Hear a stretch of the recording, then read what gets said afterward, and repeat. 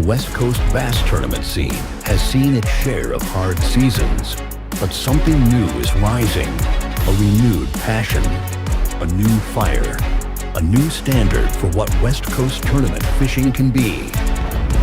This is the Super 60.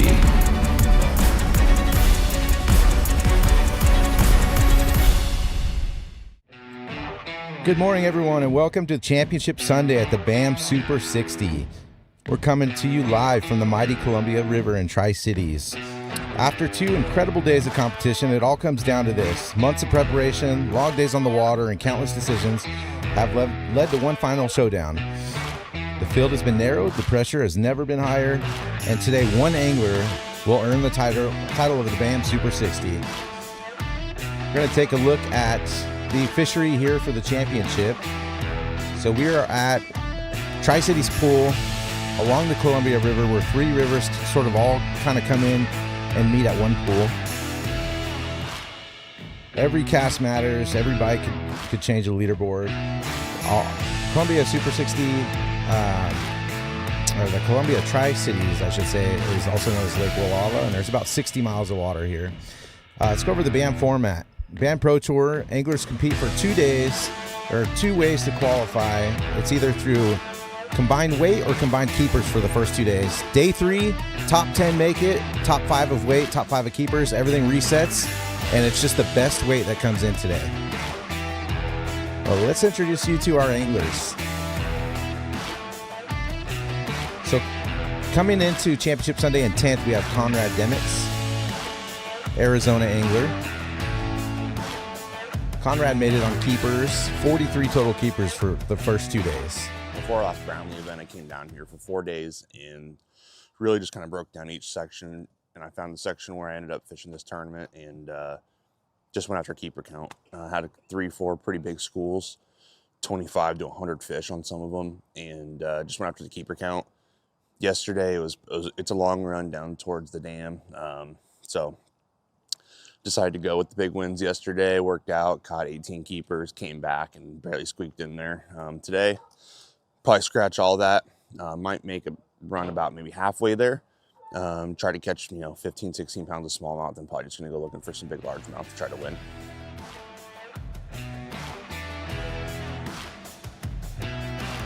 All right, checking in with our 9th place angler coming into Championship Sunday, Jason Bradshaw out of Sacramento, California. Bradshaw's kind of been in the mix on both sides. Seasoned veteran, and let's hear from Bradshaw. A few years ago, I came up here and I practiced and had a tough time. And I found a stretch and I kind of figured out little subtle things about the stretch. And it's a long stretch, so there's enough stuff to fish. And so without practice here, I just went to that and I just kind of got dialed because it's been a few years, so I forgot some of the little areas along that stretch. And I just worked it and I kind of figured things out as I went, and I'd pluck off a few fish here and there that were really good fish. The area holds good fish. There's just not a lot of them. So I gotta just grind to get 5-6 bites because, with treble hooks, you lose a fish here or there. So you got to get 6 or 7 bites, but they tend to be pretty good bites, right? I had 17 pounds on day 1, 19 pounds yesterday. That bag could have been 20, but that's kind of the way it goes. And today I'm just going to kind of go through that same area and grind on them, and hopefully they kind of replenish. It's not an area I don't think they live per se. I think, it's kind of a flat. They go up there, they spawn. I can see some of the old spawning beds. I can even see some fish that look like they're protecting the area, but it's kind of hard to see early in the morning and all that. So I'm just going to go through there. And I think fish, as they feed, like first thing in the morning, I feel like they're up on that flat looking around, and they're, around the grass, things like that, boulders. And then they kind of slide off. And then maybe a little later in the day, they'll pull back up. So that's kind of my game plan. I mean, I don't really have a whole lot. I'm not a local here, and I can't just, if it's hot, I'm going to go here, and if it's windy, I'm going over here. So I'm going to grind on it, and I have a couple other little things I'd like to check out if things get really tough. So that's kind of my game plan. All right, coming in at number 8, Nick Wood I caught a giant smallmouth yesterday, a 6-pounder, 44 keepers as well. So he had both quality and numbers. Let's hear from Nick Wood.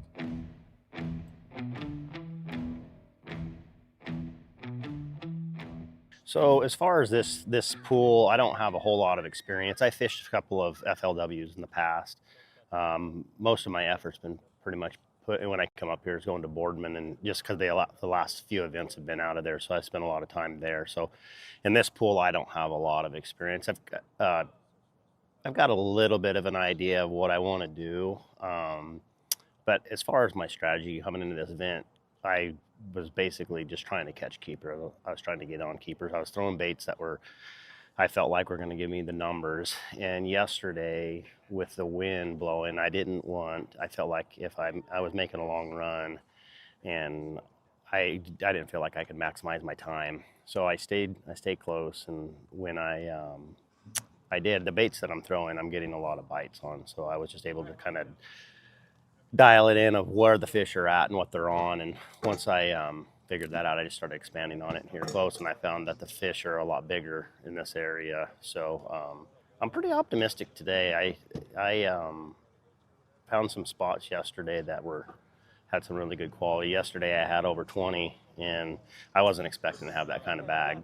So and I got it all in one area. So I think if I can go there and expand a little bit more on kind of similar stuff. I'm not getting a lot of bites, but when I do get one, I'm getting a pretty good one. But I'm getting enough that I feel like I can do okay. So that's kind of my strategy going into this. So I'm pretty excited. This is today the wind's not supposed to blow as hard, so I think that's going to give me the ability to kind of move around, and I can see kind of what the bottom contour looks like with when it calms down and the sun gets up, I can see the spots that I feel like I need to cast to. So we'll see. I'm excited.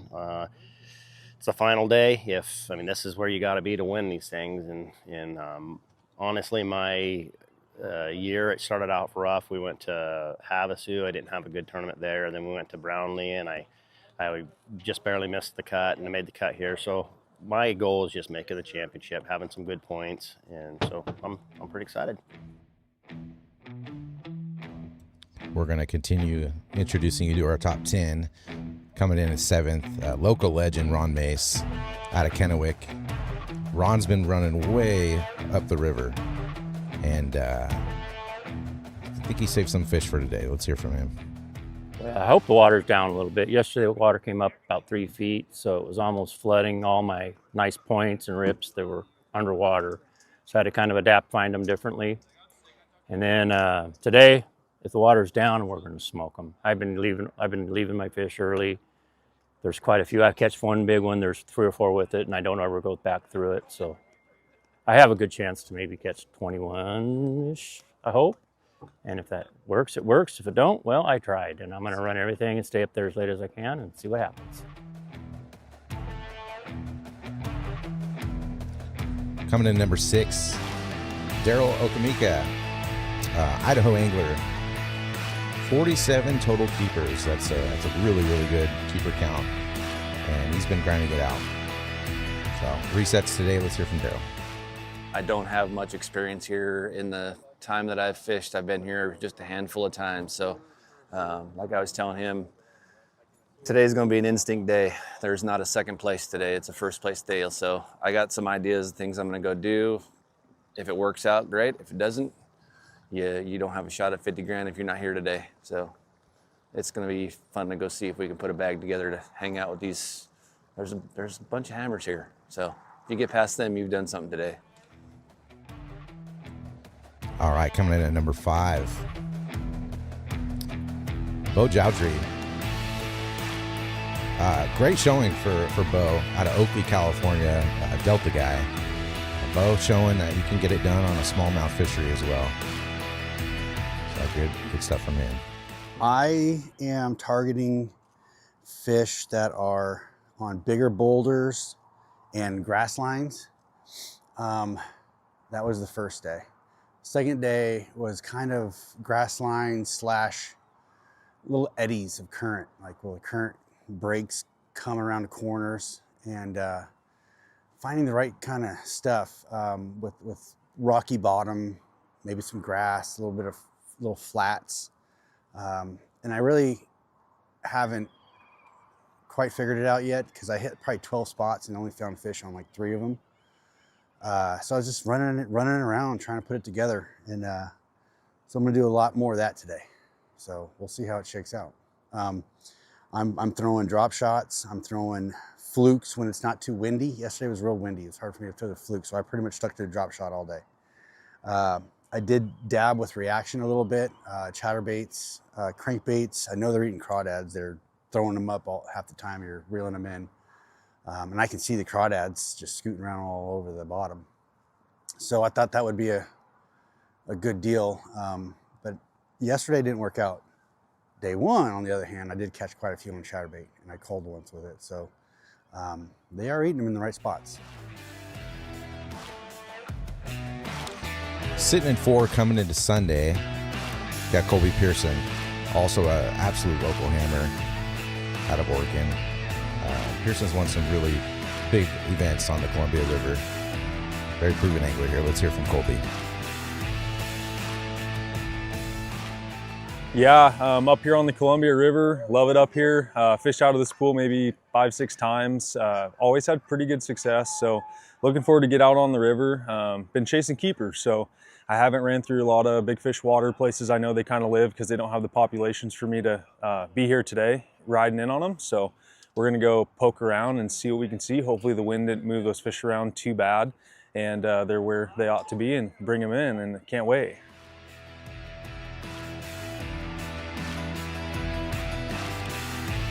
Number 3, everybody knows Ish.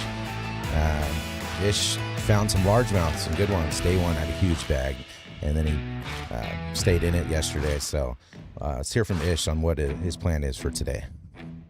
I'm hoping that, I guess the water levels come up a little bit, and I'm hoping that the fish actually moved up to where I want to catch them at. I'm not fishing deep at all. I'm going to fish for largemouth, probably the predominant whole time. And when I'm fishing for largemouth, if I get a smallmouth bite, it's usually a big one. So, I had 1 over 4 the first day and 1 pushing 5 yesterday. So it's fishing for largemouth. So hopefully you catch a couple of those, and then you mix in some of those big largemouth that I had, and today will be a good day.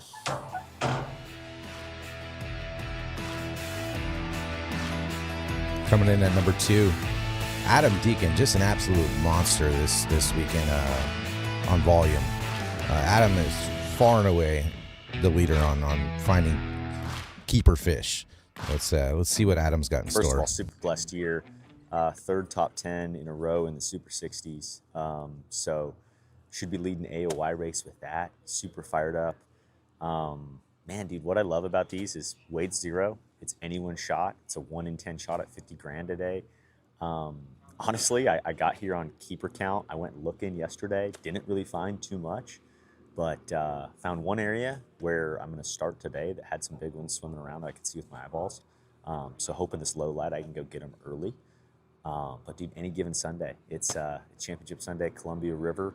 There's 4 and 5 pounders in here all over, and I think it's going to take 20 today is my guess. So that's what we're shooting for. Like he said, anyone can win it. Weight's reset today. Today is just the best 5 fish, the most weight in your single 5 fish bag. And Justin Campbell coming in first in weight, put 2 really good days together back to back. So Justin's around some great fish and could possibly get this done. Let's hear from him. Yeah, man, I'm hoping I left some out there. I didn't really beat on them too bad. Today I'm just going to go out there. I'm fishing for 5. I'm not looking for keepers, of course, none of that. I'm just going to cycle through all my big fish areas and see how it pans out. I'm either going to come in hopefully with a good bag or not too much at all. It's real hard to say. So. And that's your field. You got your 10 guys, and it's Championship Sunday. Every cast matters today, every bite. With the Columbia River known for producing giant largemouth and some giant smallmouth and a few giant largemouth, don't expect this one to be decided until the very last bag hits the scales. We're going to bring you live action from the water, from blast off till close to weigh-in.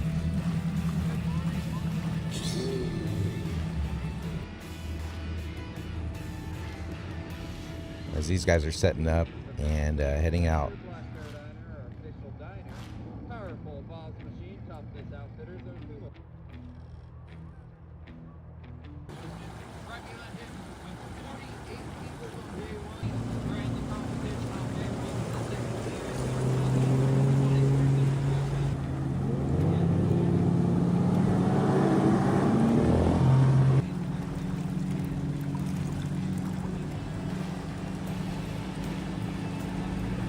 There you have it, ladies and gentlemen. We got our guys blasted off. They are out there on the water fishing. And we're going to bring you live action. Stick around, and we'll be right back after these commercials with some on-the-water action. Whether you're chasing your next tournament win or just love the sport of bass fishing, Bass Angler Magazine keeps you connected to the heart of the action. Each issue delivers expert techniques from top pros, in-depth tournament coverage, gear insights, and the latest innovations shaping the sport. From learning new patterns to staying up to date on the biggest events in professional bass fishing, Bass Angler Magazine gives anglers the knowledge and edge they need on the water. Subscribe today and stay one cast ahead. Visit bassanglermag.com and join the community of anglers who live and breathe bass fishing.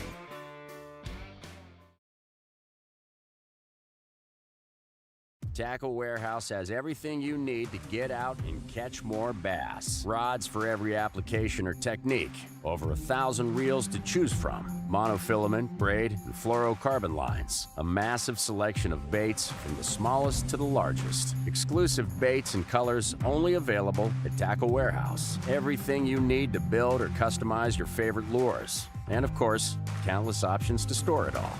Tackle Warehouse. Click, save, fish. One look and you'll know. These fired up next-gen machines are engineered like no other. Precision tuned to excel under pressure. Vexus boats have revolutionized what quality, performance, innovation, and a true rough water ride can be.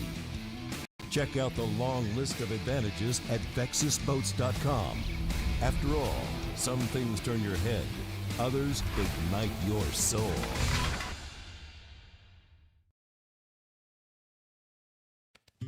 At Black Bear Diner, we believe a great meal should feel like a warm hug, like our Bear's Choice breakfast. Start with 2 farm-fresh eggs, cooked just the way you like. Choose from our one-of-a-kind sweet cream pancakes, homemade biscuits and gravy, or indulge in cinnamon roll French toast. Add your choice of thick-cut smoked bacon or homemade sausage patties.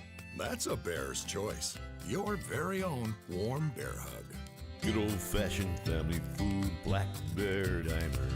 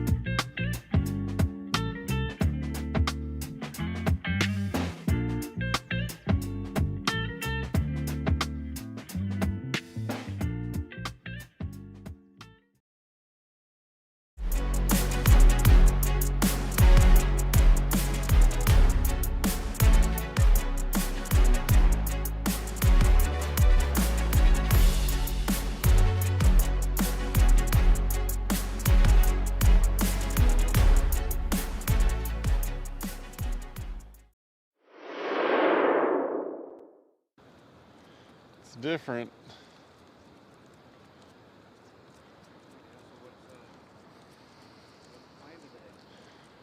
Man, I'm just gonna keep grinding on them the way I've been doing it. I mean,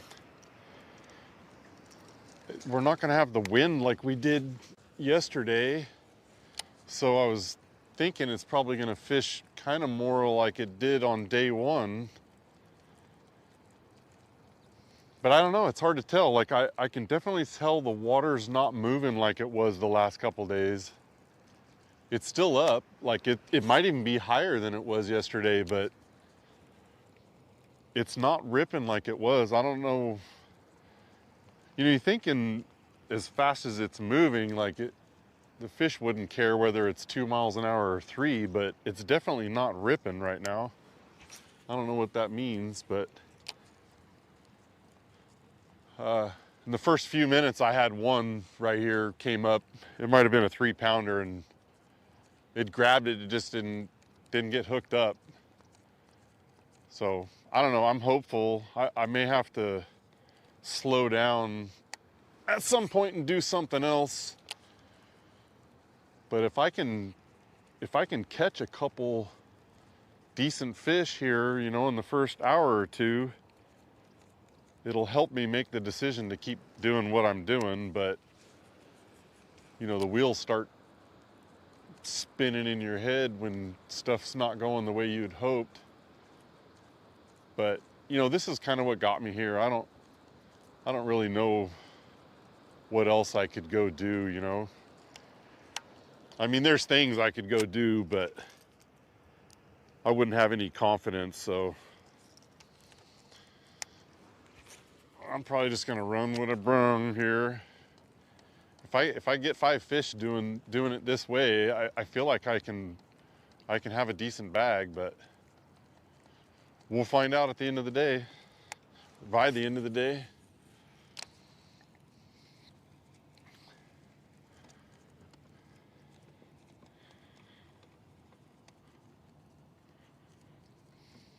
I don't know the timing either. You know, it's the 3rd day here. I haven't really, I mean, it seems like you can get, or, you know, the way I'm fishing, I can get 3 or 4 bites by, you know, 8 o'clock.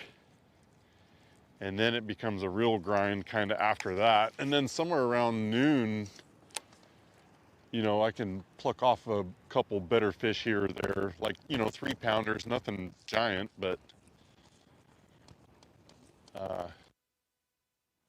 I don't know. I feel like today it's so windy. You see it's calm right here. I'll probably be able to pick up a topwater and generate some strikes.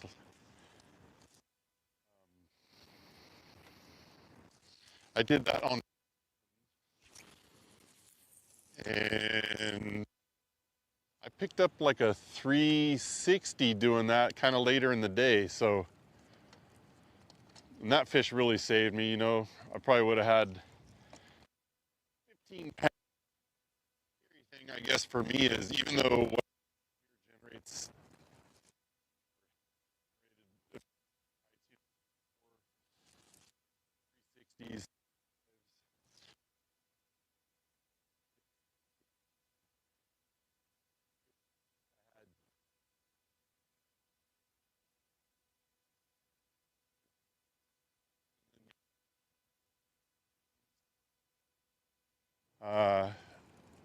and I had a fish that wasn't even 2 pounds. So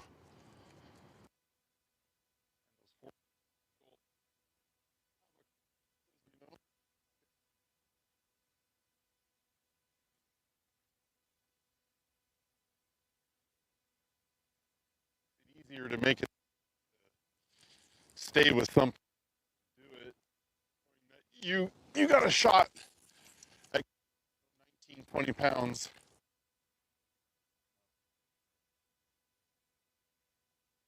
Bag. Obviously, there's guys fishing this tournament that really know this body of water, and they could probably go put together a 24-pound bag.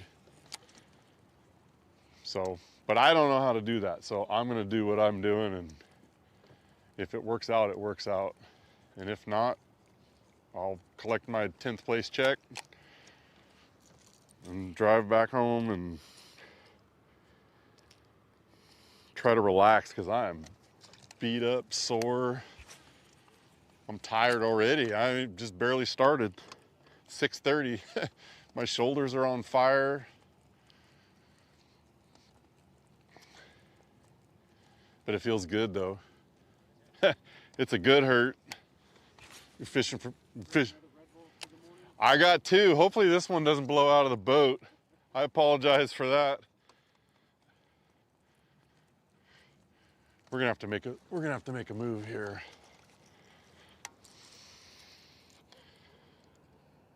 I got one bite right there when I pulled up first thing, and that was it. But it's definitely a spot I'm gonna come back to, that's for sure.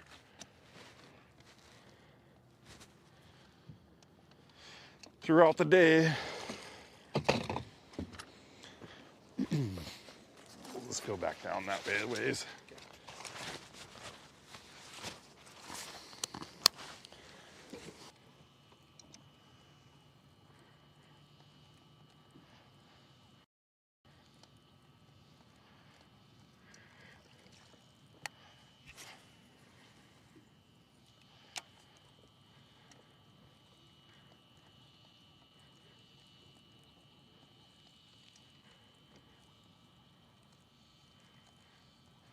So what'd you guys do? You Mark goes south and you guys come north? Is that how?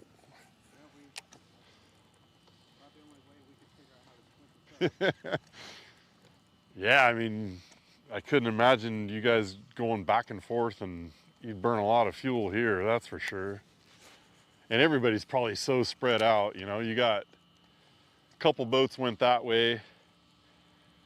Maybe it was, my guess is it was like Bo Jawdry, and definitely Ron Mace went up that way. But if you don't know how to go up there and run that, man, you could tear some stuff up, that's for sure.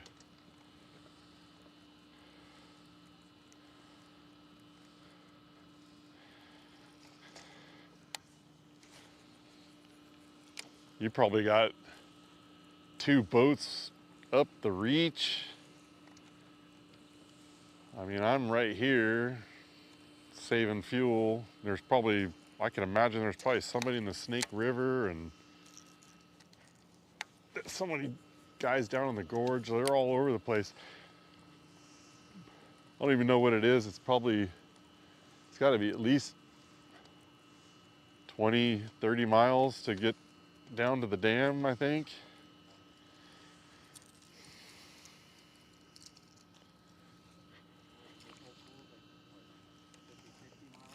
It's got to be easy that. I mean, I don't know. I don't know how safely you could travel upriver. You know, I'm thinking it's only like 15 more miles that you could go upriver from where we're at right here before you have to really know what you're doing, or you could damage some stuff pretty bad. So, but yeah, from dam to dam, it's pretty long. It'd be cool to go up there one day and kind of check that out.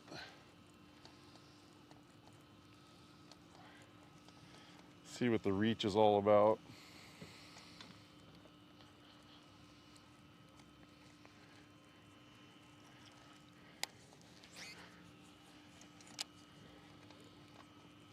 Come on, girl.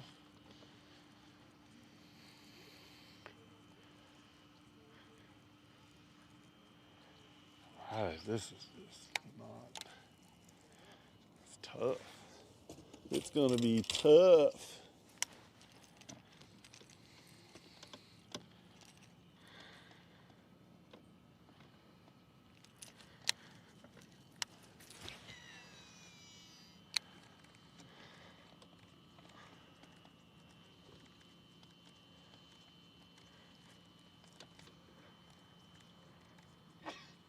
Bless you. Bless you.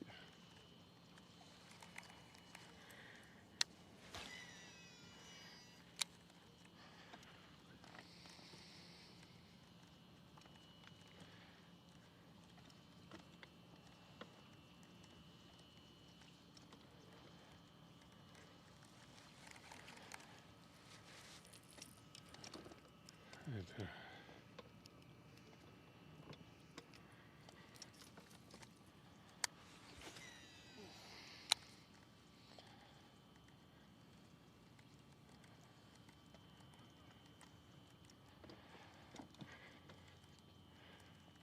Yeah, it's just kind of dead. Like it's not a whole lot of current and activity going on.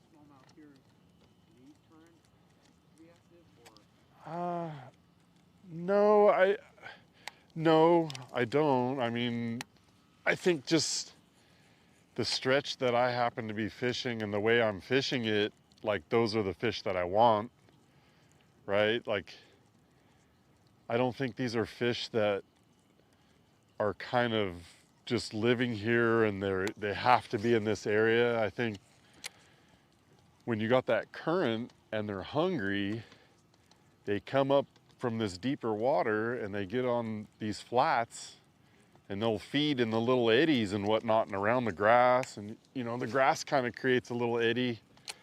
And I also think, you know, there's prey in that grass too. So whether it's crawdads or whatever, and when they're hungry, they just come up there and they feed. I don't know that they necessarily live there per se, but when they're actively hunting and looking for something, you know, they just pull up on that and they use it. And that's all I'm doing. I'm just trying to intersect that. But I think, you know, when this current isn't ripping, they don't have the advantage, you know? Like if you can just sit behind an eddy and food gets washed to you or whatever, it makes it easier. So, but the other part of it too is it could be a timing deal. Like I don't know the timing out here of any of this. I mean, obviously there's usually early morning bites, you know, bite windows, pretty much anywhere you fish in the country. And then it'll kind of die off. I don't know, it seemed like 8:30, I didn't get quite as many bites. Not that I'm getting a lot of bites anyways, but around 8:30, 9:30, it noticeably gets more difficult. So I don't know. I mean, the fish gotta feed whether there's current or there's no current. So maybe the more the current is ripping, the easier it is for them to pull up on something and use those eddies like I said. But if it's not ripping, you know, those fish don't have a problem swimming out there because the current's just not as strong. And these fish are strong too. Like, you know, when that 4-pounder on day one and the 2 5-pounders I had yesterday, like those fish are so thick. It's like they got the power and the energy to be in that moving water.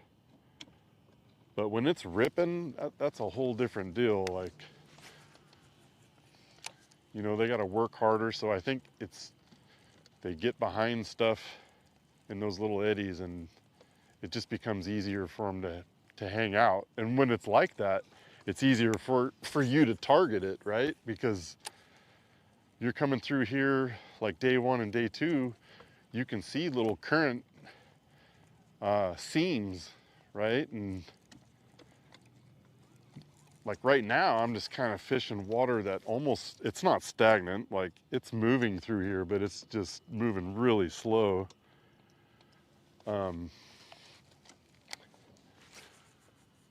They might be roaming a lot more, but when the current's ripping, I guess even if you don't really know what you're doing, if you see an eddy or whatever, it's easy to target it. You just target it, and if one's there, they're there, and if not, you just try to find the next one. But some of these eddies that I found, I've circled back and I've caught multiple fish, so I'd say the current's pretty important that way, right? Like you get a fish to set up on a particular object. And versus like this, it's probably, you know, fish probably just roaming around I don't know if that makes sense, but that's my take on it anyways.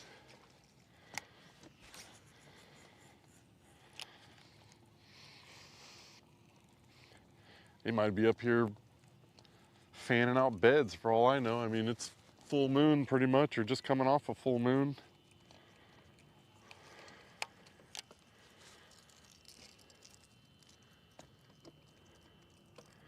They could be on beds up here.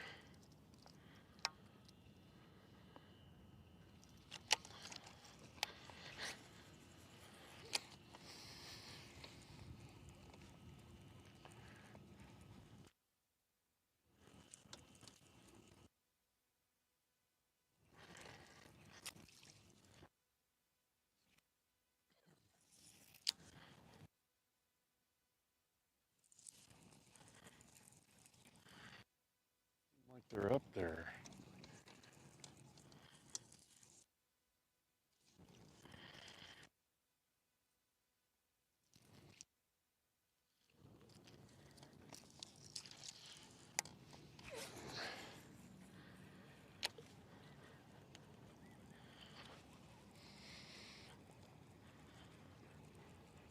Yeah, it's not a whole lot going on there.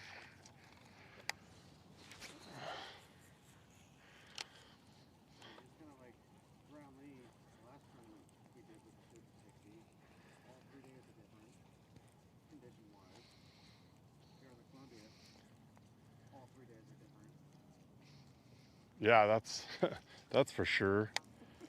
Well, that's the thing too. It's like, you know, you don't have a practice period. We got 30-day off limits. You don't know the bodies of water, you know, because we travel so far, and it makes it hard. Like, we got general rules of thumb, right? Like, all anglers kind of have a idea of what to do and when to do it, but confidence is everything, you know. Sometimes you find something and you just get locked into it. But you're right, like we had, you know, Brownlee, that first day we had some rain, and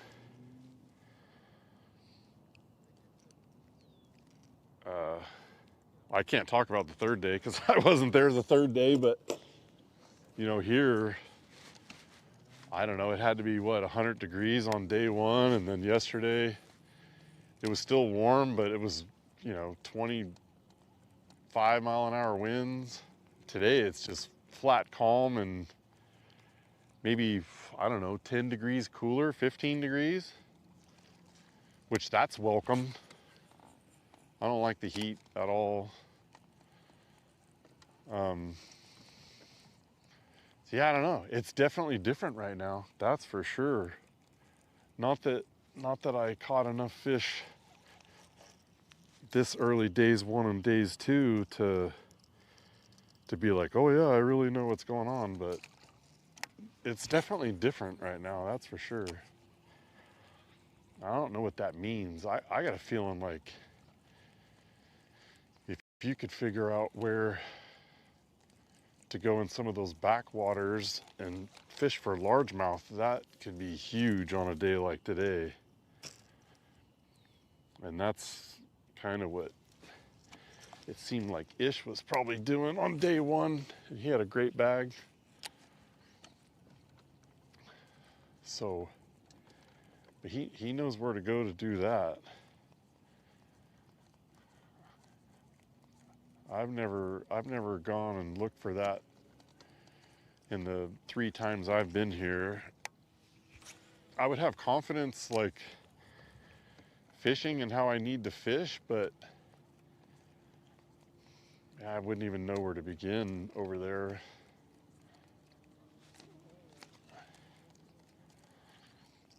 So I might have to kind of peel off to that outer edge. You can see the current's moving pretty good out there. I might have to find a deeper edge and, I don't know, drag a drop shot around or something. But I still have some time. Like, this morning.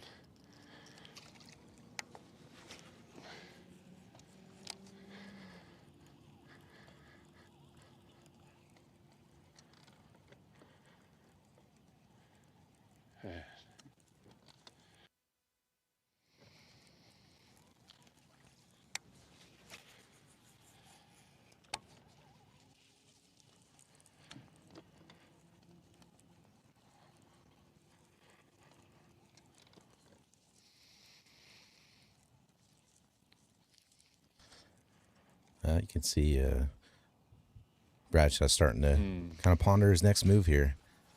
A slow morning. This is the time where, you know, you can start to get it in your head a little bit.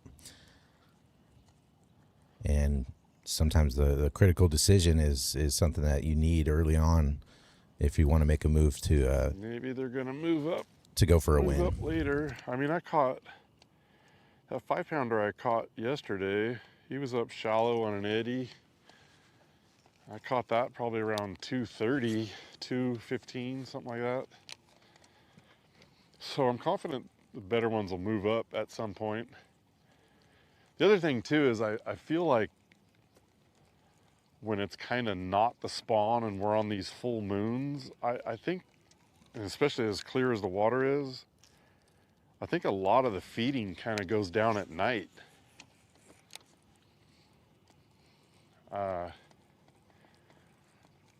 You know, they feed at night because they got the advantage. You know, they got the cover of darkness and they just lurk around, and other critters and creatures can't see them. So sometimes I think they'll feed at night, and then they'll just kind of bellyache during the day, and then sometime around noon they'll move up and feed again. There'll be another little window. But you know, we had a lot of smoke too, like that first day and even yesterday with the wind. And it kind of at times created, it was almost like it was cloud cover. So it's kind of weird, but I think that wind blowing all that smoke out, I mean, you can see the smoke's pretty much gone. I mean, there's a leading edge over there, but I think blowing all that smoke out, the moon was out and bright all night long. So when it's bright like that, I think a lot of fish they feed at night. And I've seen it to where you could go out and have tough mornings like this, and it's like, wow, you think they'd be feeding, but they're not. They're all full.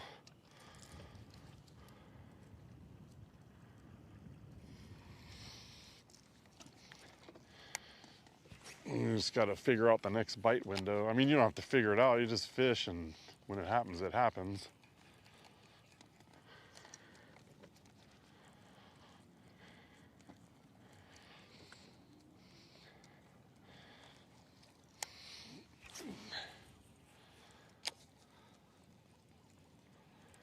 Man alive.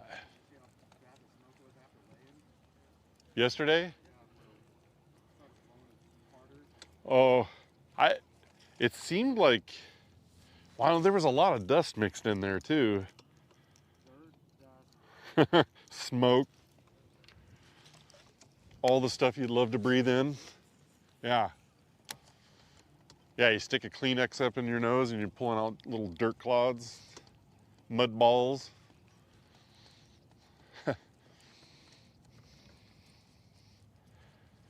All right, well, I'm gonna go get on the flat then. Had 3 bites yesterday there. We'll do that.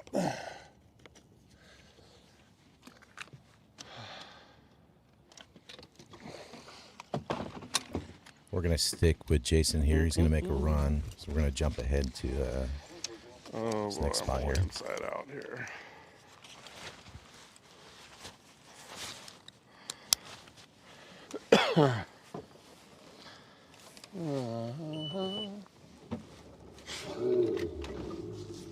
Those mayflies? About choked on one of them a minute ago.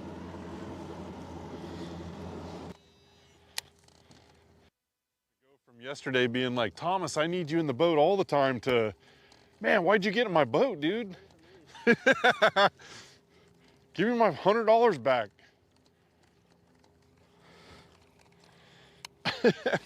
Oh, shoot, that's not good.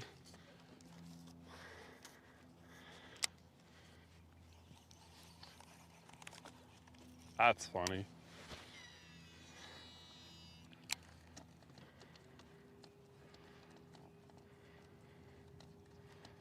Watching Bradshaw, he's got an interesting sort of like backhand cast. That grass is blown out of here. Something I don't know different what I that haven't means seen. either. It's almost, it seems like yesterday, you know, the water was up higher than the first day. There was all this grass floating through here, and it made throwing baits with treble hooks just a nightmare. You know, you get like 3 good casts for every 1 bad one. But today I'm not seeing it quite as much. It all blew through, or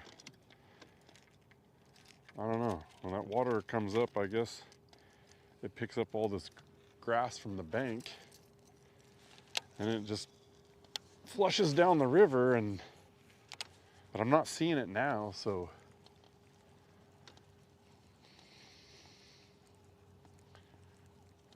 I don't know. I don't know what any of that means. It's just an observation. Just want to take a few moments to thank everyone who's tuning into live. The live production with BAM, it is a brand new production, so we're still tuning it in. Eventually, we'll be able to pan back and forth between anglers and do a lot more cool stuff for the coverage. But as of now, we're running it with 2 camera boats and me producing the show and doing commentary back at the studio in the truck. So, yeah, it'll get better. But I want to thank you guys for being patient. Also, I am not a commentator at heart. I'm a computer producer. So we're going to get Rick Cox coming in here maybe in about 30 minutes or so, and he's going to take over the commentary. Thank God.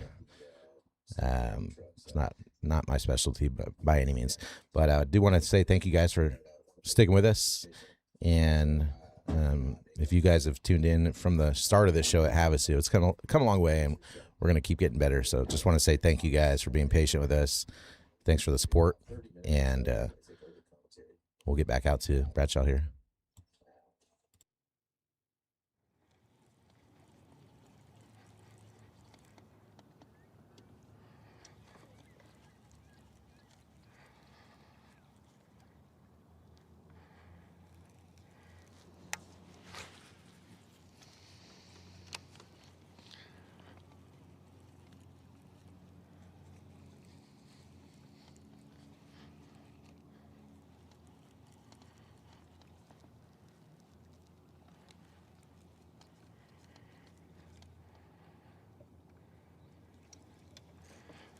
Just not seeing them at all.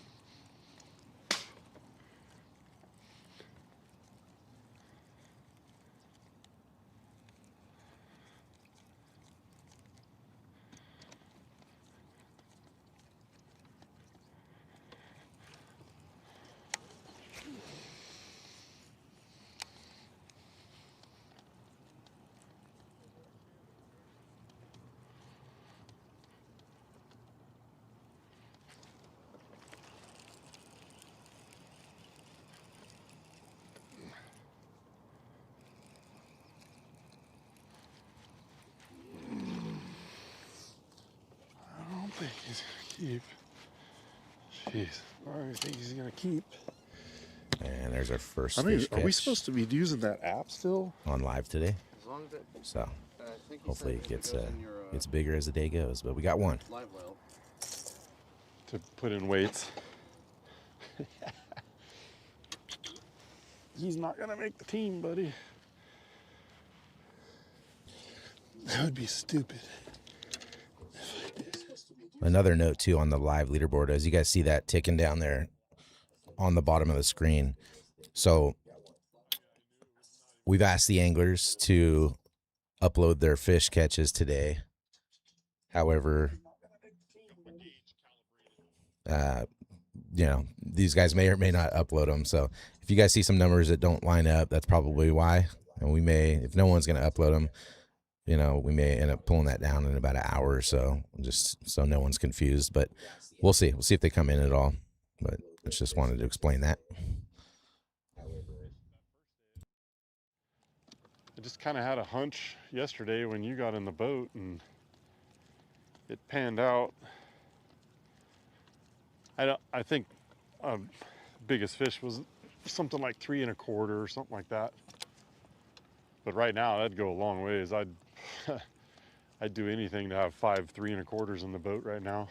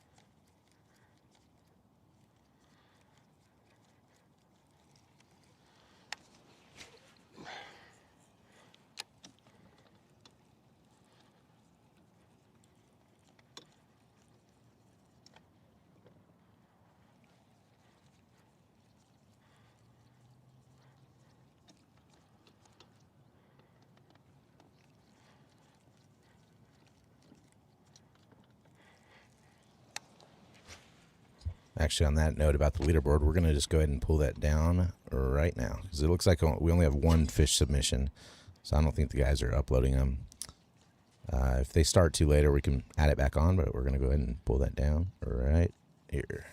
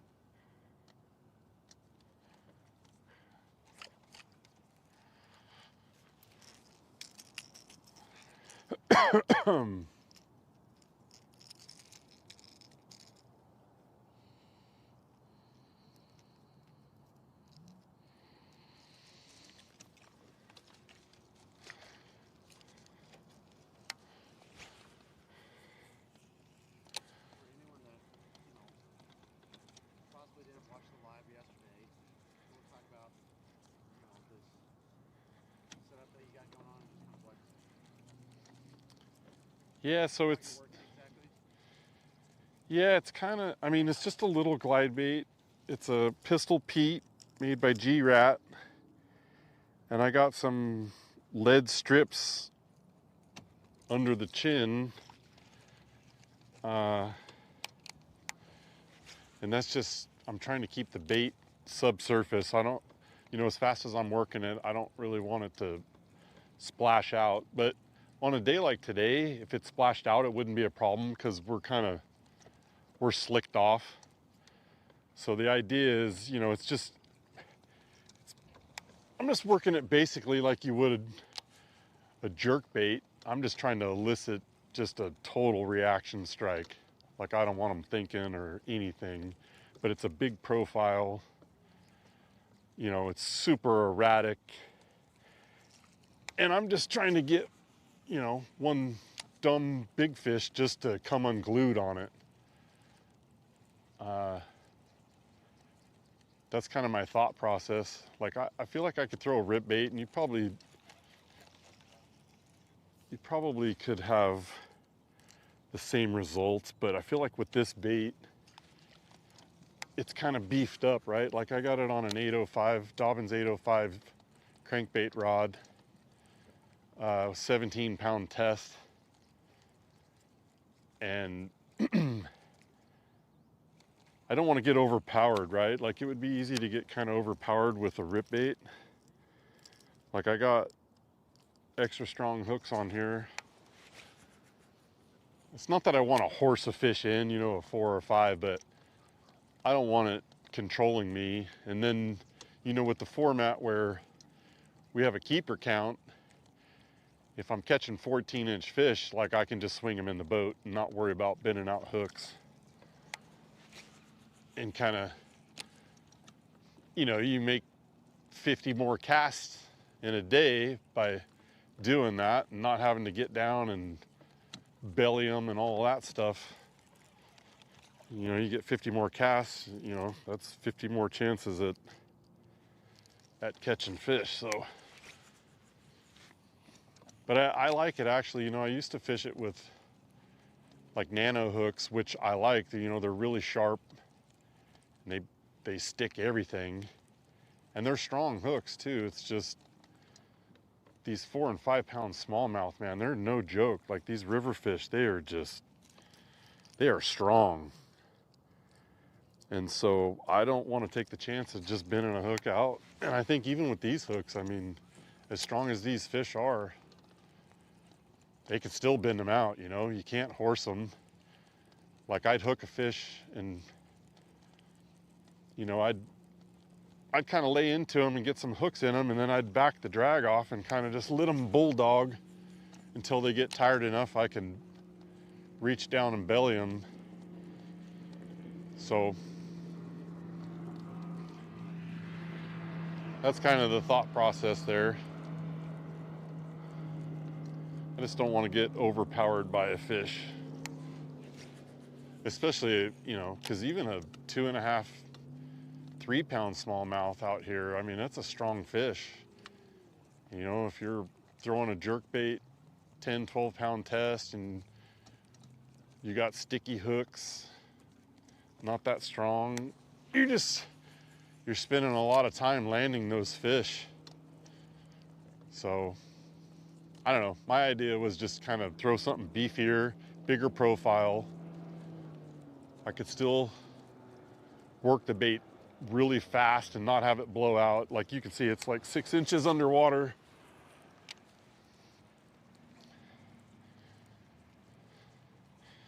That was kind of my idea anyways. I mean, it worked so far.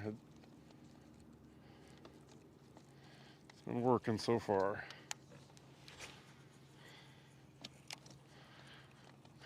You can see this nervous water right here. Like there's an edge.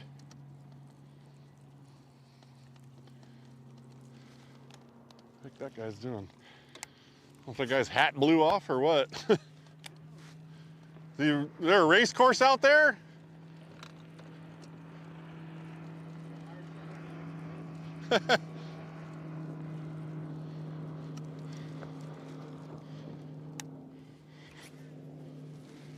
I bet he lost his hat.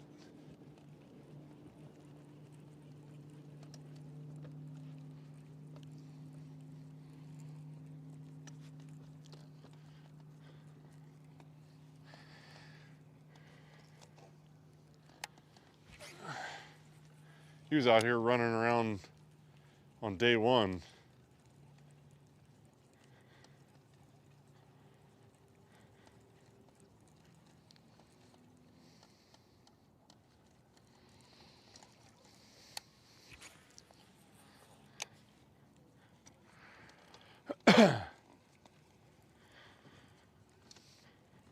Come on, fish. Man.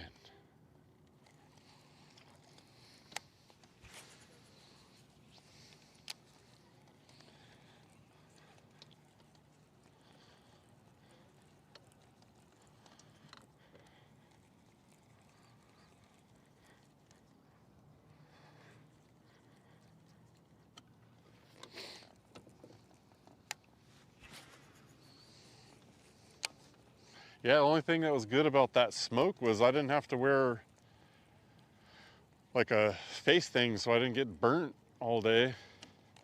It's not quite like cloud cover, but there was some relief, that's for sure.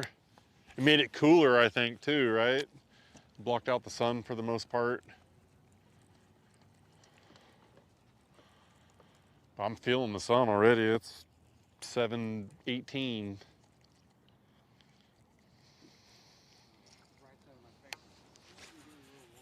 Pfizer, it's on fire, man. Mine is. Go to work Tuesday looking like a raccoon.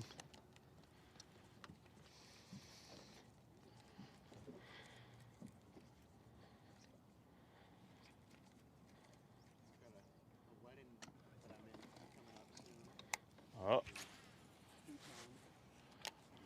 You getting married? No. Yeah, well, that's the best part. It's funny because weddings are one of those things where I always dread going to them, and then once you're there and you're having a good time, it's like, oh, this is fun.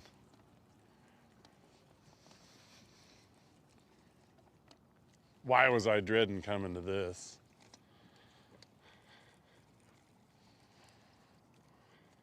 Man, these guys are just, that's brutal, dude. Brutal. I didn't even pick up a spinning rod yesterday. I'm not bragging, but man, that's just brutal, dude.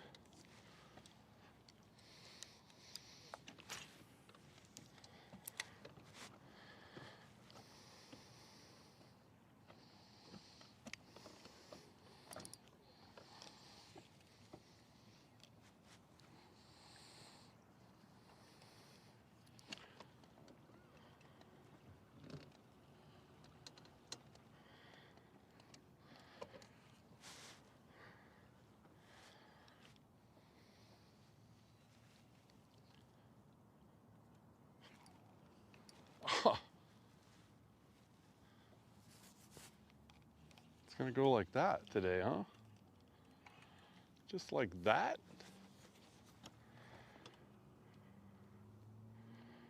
Gotta slow down. Is that what these fish are telling me? It's like you make one cast with this thing, get bit. Of course, that fish was probably 10 inches long.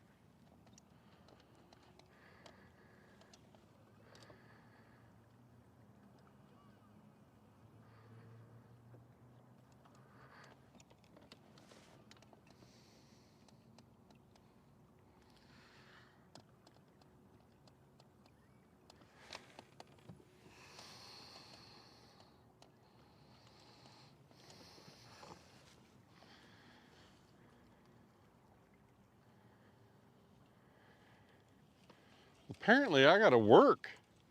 I gotta go to work or something.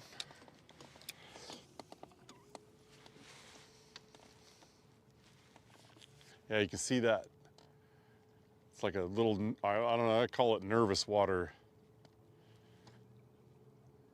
This water here is moving really slow, but that water right there is hitting like a edge. There's a bunch of, I don't know, it's kind of like a ridge of boulders. And the boulders are, I don't know, anywhere from, they're like basketball size or 2 or 3 times bigger than a basketball. And they line that edge. So you can kind of see where the seam is. I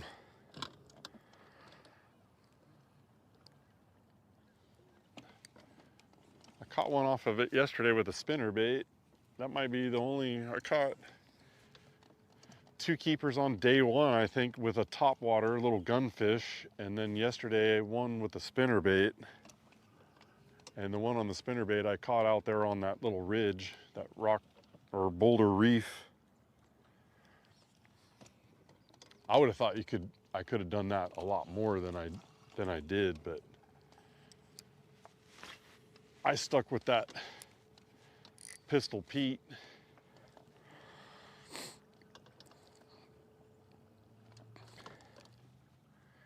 I mean, I did get, I think I had 10 keeper fish yesterday and like 6 on day 1. And I think that difference is, I think, just the wind. I mean, and the water was up and ripping. But, you know, that's not a big difference either, right? 6 to 10. And I think I lost 1 fish yesterday, and the first day I didn't lose anything. I can't remember losing anything, but. And today I've just had, I had one good one come up. It was like a 3-something on that Pistol Pete, and then that little rat back there. So I'd say it's kind of slow. Like, it's slower for me right now than it was day 1, and day 1 was pretty darn slow.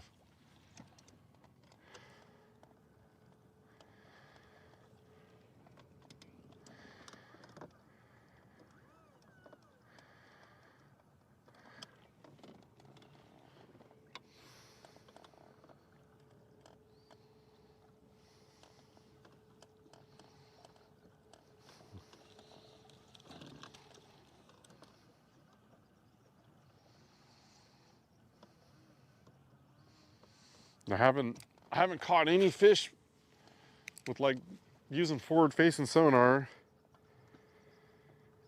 Not that I'm opposed to it, but just that style that I was fishing, I'm just looking for, like I said, I was looking for eddies. Like, I didn't look to see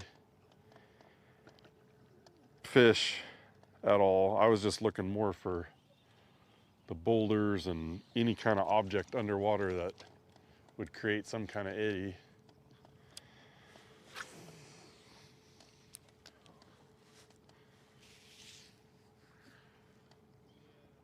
Like that water out there, I see it, it's nervous, but it's deeper than I want to fish. But then again, maybe that's where I should be, I don't know. What is that, dude? That would have been fun.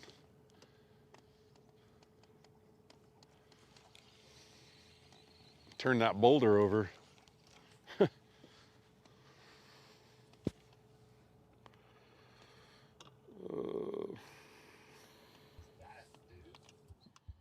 All right, everyone. I want to welcome into studio Rick Cox, the new Bass Angler Magazine MC going into 2027. Rick, how you doing this morning? Thanks for joining. Good to be here. Glad to see there's not as much wind today. These anglers are going to get a chance to really dial in what they do best. I appreciate you coming in, man. Rick's going to go ahead and kind of take over the commentary here.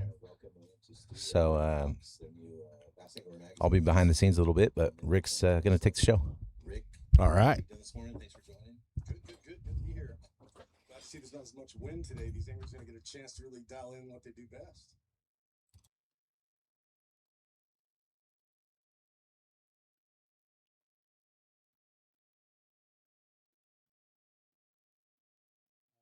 Scenes a little bit, but Rick's going to take the show. All right. So I'm hot right now.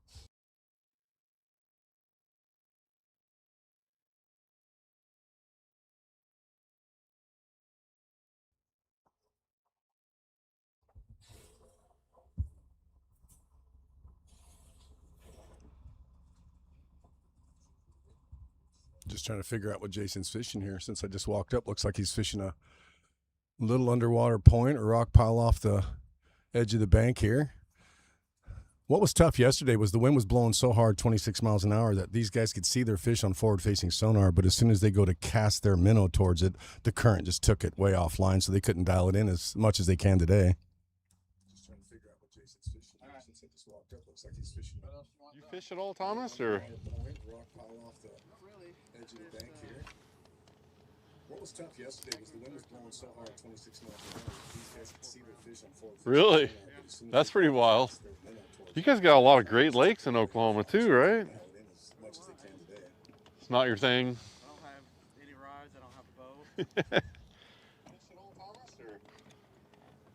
Well, you got all kinds of people you can ask questions, that's for sure. Between all of us knuckleheads, you could probably figure something out.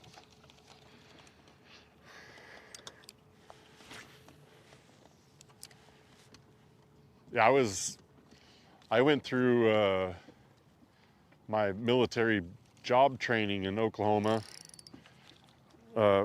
Fort Sill. I never had a chance to go do anything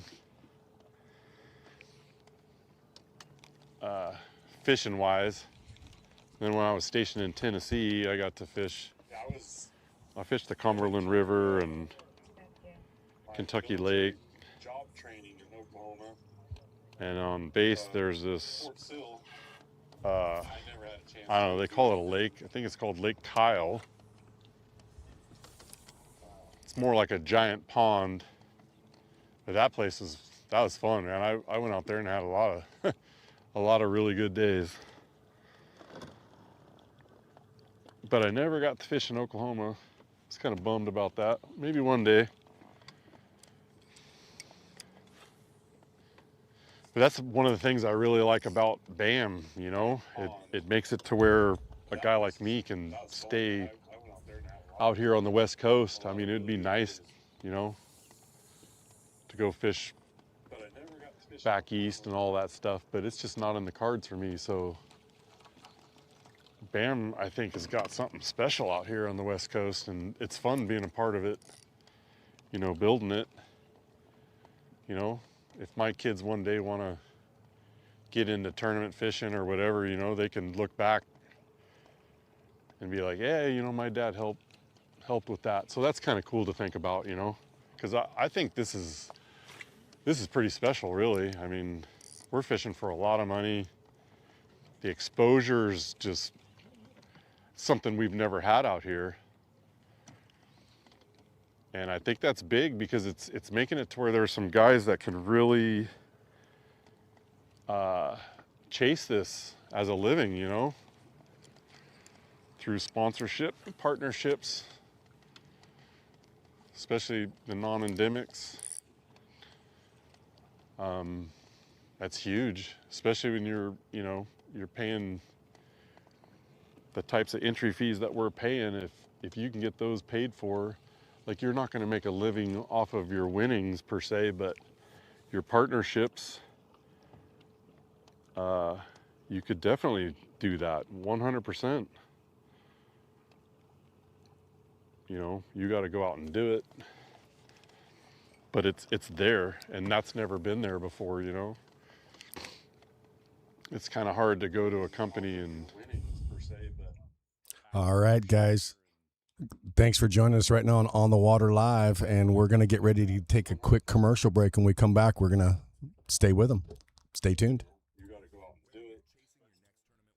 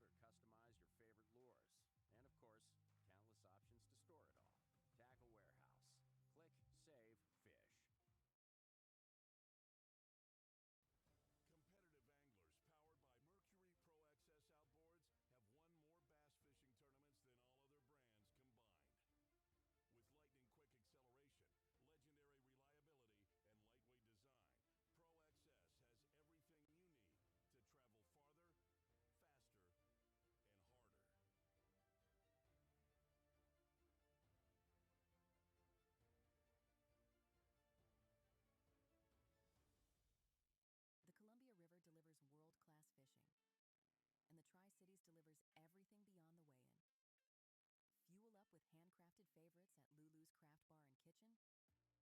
Enjoy the riverfront atmosphere at Perch Cantina? Or savor local seafood at Three-Eyed Fish Kitchen? Before you hit the water, make your first stop at Three Rivers Tackle, where local knowledge meets the gear that catches fish. Richland, Kennewick. Great food, great fishing, unforgettable memories. Welcome to the Tri-Cities. One look and you'll know. These fired-up next-gen machines are engineered like no other. Precision tuned to excel under pressure. Vexus boats have revolutionized what quality, performance, innovation, and a true rough water ride can be. Check out the long list of advantages at VexusBoats.com. After all, some things turn your head, others ignite your soul. At Black Bear Diner, we believe a great meal should feel like a warm hug, like our Bear's Choice breakfast. Start with 2 farm fresh eggs, cooked just the way you like. Choose from our one-of-a-kind sweet cream pancakes, homemade biscuits and gravy, or indulge in cinnamon roll French toast.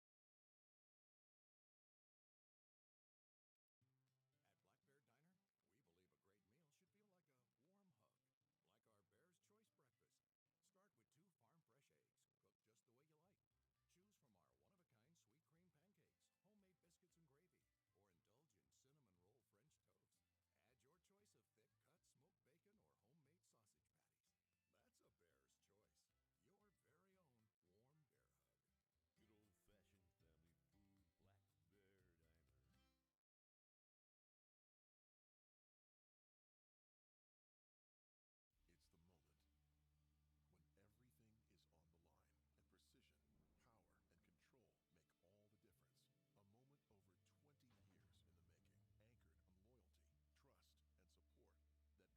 patties. That's a Bear's Choice, your very own warm bear hug. Good old-fashioned family food, Black Bear Diner. It's the moment when everything is on the line and precision, power, and control make all the difference. A moment over 20 years in the making, anchored on loyalty, trust, and support that goes beyond all expectations. A relentless pursuit of perfection. All born from a revolutionary idea to help you rule the water. PowerPole. All right. Welcome back to the Live on the Water. We'd like to take a moment here and thank Three Rivers Tackle for being a big sponsor of this and helping us out. Lulu's. I'd like to thank Three-Eyed Fish. I'd like to thank Perch Cantina. All those people have been a really big contributor this week and really helped us out. They've done a ton for us, and we'd just like to shout out to them. Tri-Cities Columbia River is where we're at. Great fishery today.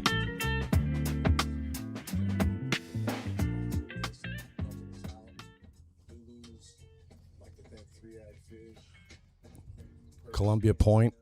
This is where we're at. You can see what a great shot. Awesome fishery today. The BAM trails here. We're going to go out to Nick Wood right now and see how he's doing. At least it was yesterday. Columbia Point. This is where we're at. You can see what a great shot. Awesome fishery today.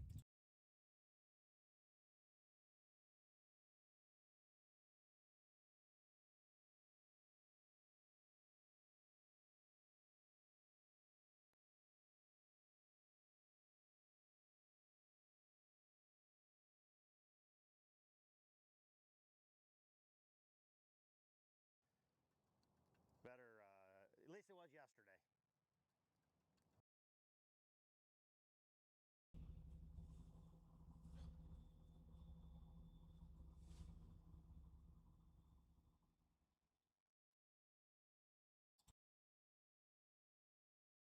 The technical difficulties right now.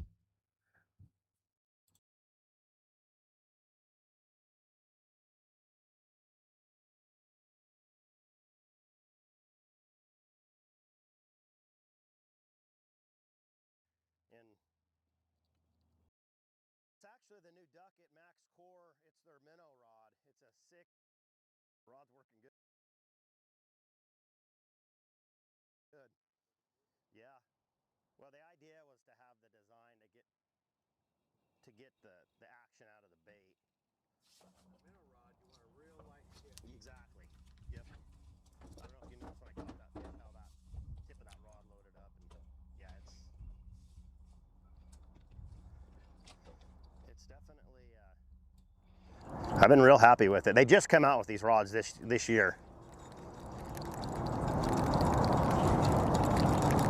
Boy, there's a lot of current here. You caught that 5-pounder on that one also? Yeah.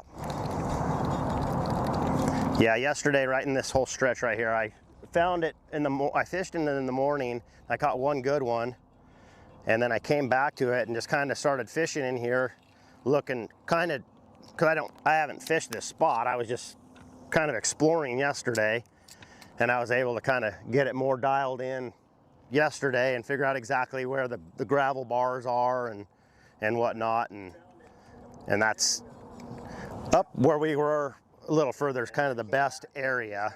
I'm gonna kind of trolling motor up there, but that's the best area. Big chunk rock with water with a current coming over top of it.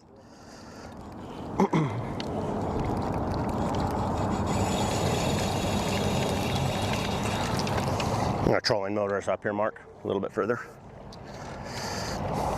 It looks like he's dialing in these gravel bars that he's got underwater with the current blowing over them. Those fish are positioning right up, and he's just trying to get in a position where he can get them lit up and get them going. Once he can get one fish going, he can probably catch a couple fish off these little underwater points.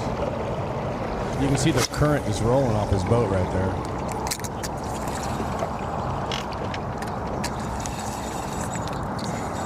I tried throwing other baits here, throwing tubes and stuff, and I haven't been able to. I had a couple topwater blowups this morning. I'm kind of rotating through topwater baits and a minnow, but You lost any good ones here? Mark, don't ask me that question. No. No, not yet. You notice too, he's in the shade, and that's a big deal right now. Once that sun gets But I up didn't over, find this area till late yesterday, so I was kind of hoping this morning would produce get some morning bites. Right around this area? Yeah, there's another spot down a little further I'm gonna go to, but yeah, I'm not gonna go a mile down and then up. I'm gonna stick around here. Yep. The first day I ran way down into the gorge, and there's a lot of fish down there. I caught a lot of fish, but I didn't feel like I could have a crack at winning it. Down there, I felt like this is going to be my best shot. You're pretty much the only guy up here. There was a couple guys up front this area yesterday. I think you're the only guy that really caught him up here. Yeah.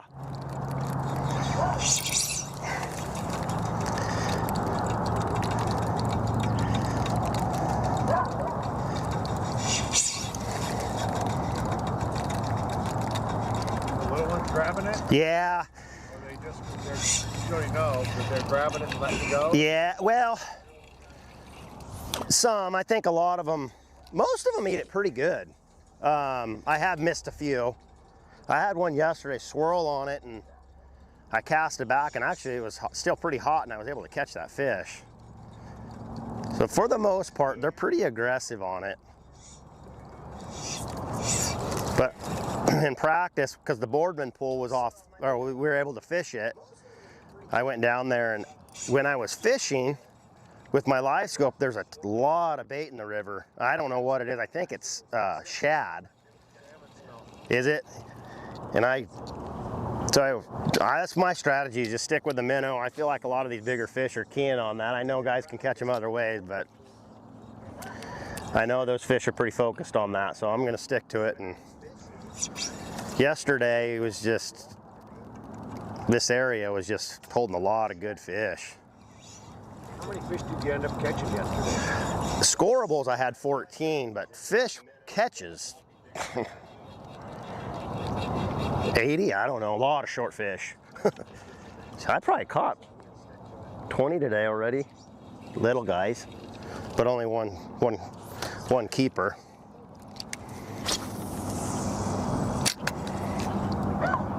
Think the smallmouth bite better when the sun gets up? Yeah, yesterday for sure.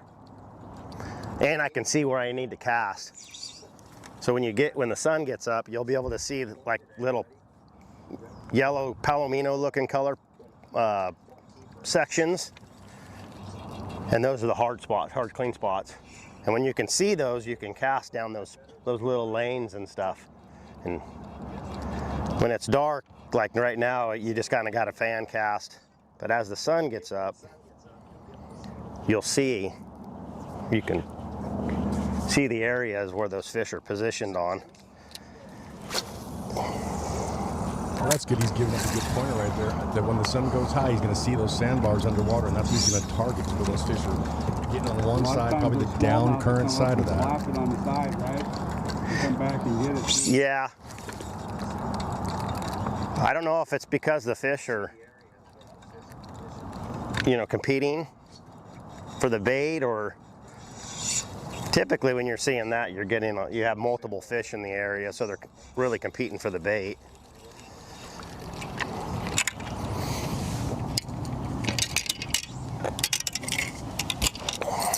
Okay, now what do you see here? You just threw away the line. Top It has, except for the last probably month. Things kind of slowed down.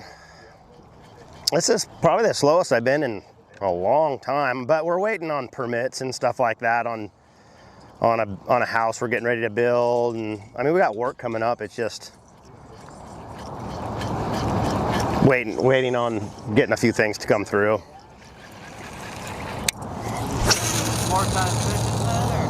Oh no, I'm with my kids and stuff. Honestly, after Brownlee, I parked my boat, got home for the fair, and fired it up and headed up here. Grand champion and Oh yeah, man, I was bummed that I didn't make the cut at Brownlee. I mean, you obviously want to make the cut, but I'll be honest, I wasn't terribly disappointed because I got to get home to see my kids show their aunt finish the fair. Did they both get a belt buckle? Yeah, both of them did. Yep. So Kenneth Cleveland is who helps us with our pigs, and I'll tell you what, that guy knows what he's doing when it comes to doing pigs, showing fair pigs. No idea he did that. Oh yeah. He can't fish real good, but he's a hell of a pig grower. Kenneth, if you're watching, I'm just kidding. Catch him. Oh yeah, no, he's a good fish. Yeah. Yeah. Be happy that we're going to Pedro. Yeah, well, I'd have been happier if we were going to Shasta. Who do I need to talk to get that event going? Tourism board, or you know. Uh-huh. One thing I noticed is how fast he's working this Just lures.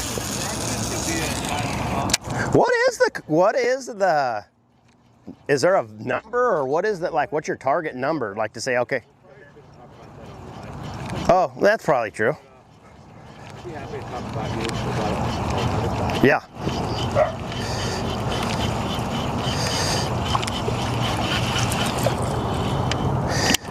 Probably a good idea. I mean, there might be somebody watching live that wants to sponsor the tour, but yeah, yeah. I don't know. You know, we do almost everything we do with all our sponsors are by proposals, because everybody wants something different. Some guys want TV commercials, some guys want live. Sure. Some guys just want their name on the backdrop, and you know. Yeah. Some guys want email blasts or website posts or social posts.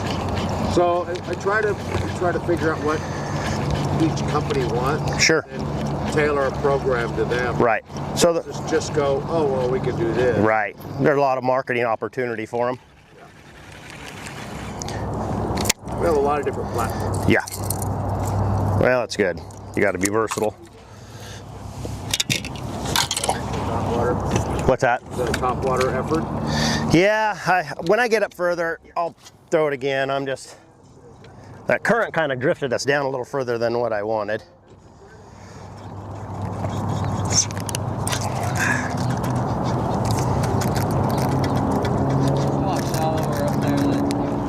Yeah, it's real shallow. Current's deceiving because you're like your trolling motor's moving and there's water going by, and then you look at the bank and you go, I haven't even moved. Yeah. I was with Justin Campbell yesterday, and we're in the wind, right? It's blowing really hard, and the trolling motor's going, and we're standing on the trolling motor, and then I look over at the shore and we haven't moved. Yeah. 20 minutes. I burned up my trolling motor batteries yesterday at about 1 o'clock, and I had to just keep my power poles. Yeah, I just sit there and I did it a little bit, but this morning just to try to save my batteries today. That's a lot of minnows you have tied on there. Kind of a one-trick pony, I guess. That way when you break one off, you can just grab another one. Exactly. Yeah. What was your go-to before live scope on Shasta? But yeah, I would say swim bait. Yeah. But the problem with the swim baits on Shasta is just so many guys have done it. It's really, it's not like it used to be. I mean, you're catching fish on it and stuff, but it used to be where the swim bait was, if you weren't throwing a swim bait, you were going to get beat. But now with the minnow and the forward facing stuff and the coke, there's so much new stuff coming out. It's not. And there's the kokanee that are in there now has kind of changed it too. The bite's gotten, like the fish are bigger, and it's Largemouth have been yeah, the largemouth are showing up really, really big now. Do you think Trinity got too much exposure though? I feel like it's got it tough. Yeah, it's getting a little bit beat up.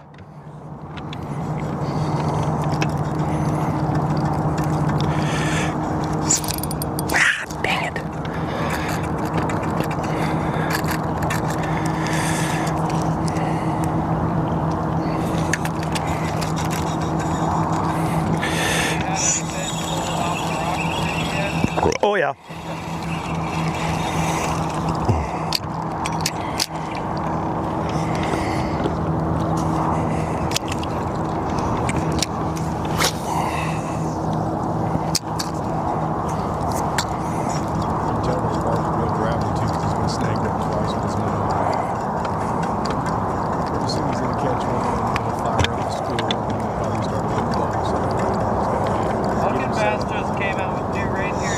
Yeah, they did. They haven't released. I've seen the gear, but they haven't got them sent out yet. Yeah, I went through every single rain gear that's out there, and Shasta, man, you'll test rain gear, and the buck and bass for me has been the best. Not only because they're one of my sponsors, but they have been truly one of the best gears that I've ever used.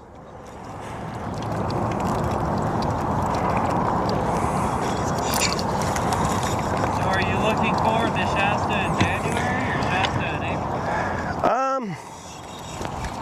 Both. Yeah, it doesn't matter. April, if there's going to be a lot of swim bait fish caught, that's going to be the time. January is going to be probably the same thing as last year. A lot of guys shaking minnows and scoping and that sort of stuff. I got a little trick up my sleeve I don't want to let anybody know about. I'm gonna try. I've been doing pretty good on. What do you think about scope, no scope? I think that would be a really, I like that. On one day, off the next, or? I would say events. Off for one event? Yeah, I would think that I would like that. I think how things have gone, like with bass and stuff like that, it makes it to where it takes that, it makes the more versatile anglers more shine. Like I feel like because it's the forward facing sonar, there's guys that are really, really good at it, and my hat's off to them because it's not easy. But there's a lot more to fishing than just staring at a screen. Like swim bait guys. Yeah. There was only swim bait. Mm-hmm. Yeah, it's just, and I have not, I mean, I use forward-facing sonar. I think it's great, but I have a lot of stuff that I like to do that you really, sometimes you just, if you're trying to do it, you're just probably not going to be as competitive if you're fishing against those guys using that sonar. And like I said, I'm not a hater on it. I just. Do you think that it would be excluding one type of angler versus other if you did it by event though, rather than one day on, one day off? I don't know. Yeah, yeah. I mean, it's going to force the guys the day. It's just how do you go about doing that, and like I don't know what a good suggestion for eliminating the ability to use it throughout an event. Like if, say, the first day you can use it, the second day you can, or vice versa. Like how are guys gonna, do you just shut it off and just an honor system, or do you know, how do you prevent them from? We'd have to get we'd get a device. Yeah, yeah.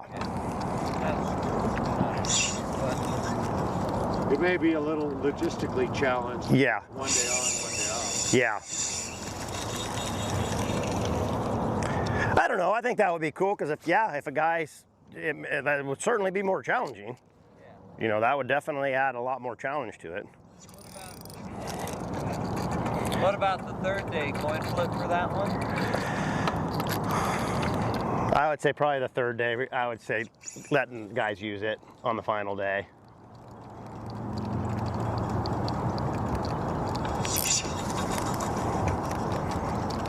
I don't know. It would definitely add a. That's where that whole deal where if we go to an event and you just can't use it, you know, then it's just not a. Yeah, but if we can't use it at one event, we draw 40 boats, and you can't. Yeah, true. Are you wanting to do it in the super, or is it the Super 60, or is it going to be Pro-Ams, or what do you? Super 60 is a little different level. Yeah. Plus, you guys are by yourself, and if we, you know, because sometimes co-anglers get, you know, yeah, they don't like it. You know, it's not as prevalent here as it is back east, where guys are out in the middle of the lake. Right. Some guys are doing that, but not a lot. Yeah, if you're on the co-angler side of stuff, it certainly would not be. I could see where you could get guys to shy away from wanting to fish the event because of the forward facing. I don't know, depending on when you're at Clear Lake though, if you don't have live scope, it can be pretty desolate. Well, you're just seeing these big weights. I mean, it's opened up so much more opportunity for people to catch fish that were never even. We didn't even know they were. Yeah, exactly. I mean, when you're catching fish out and suspended over 25 feet at Clear Lake that you would never even know they were there, the long-term effect on the fisheries is going to be interesting to see how that affects, you know, the fishing, and because they're never able to get away from us. You know, they just never get a break. I mean, the saltwater fish, they're seeing that with tarpon and stuff now in Florida. That forward-facing sonar is affecting it, yeah. The tarpon aren't really, I guess.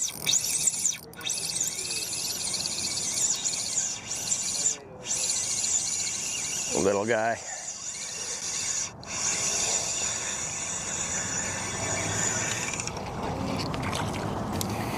So do you put that one on the hook for the 5-pounder?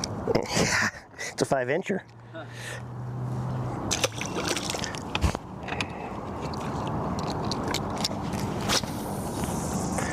We're kind of coming up on the best little spot right here.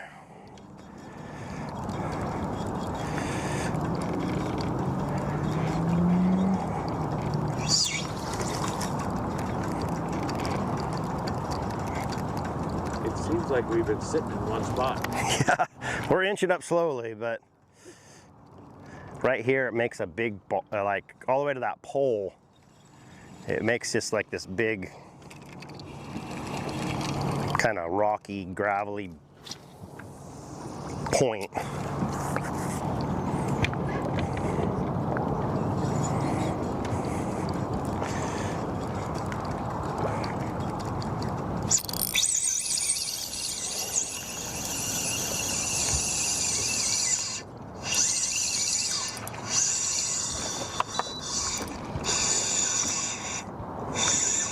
Nah. Using the current.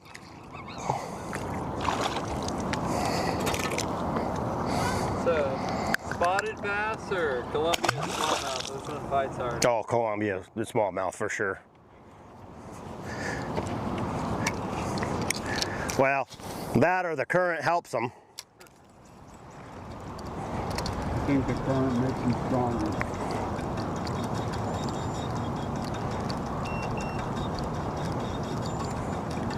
And how different is this pool for Boardman?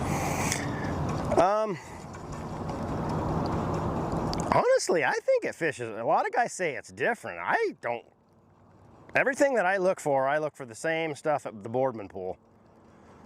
You don't have the big long points like the Blaylocks.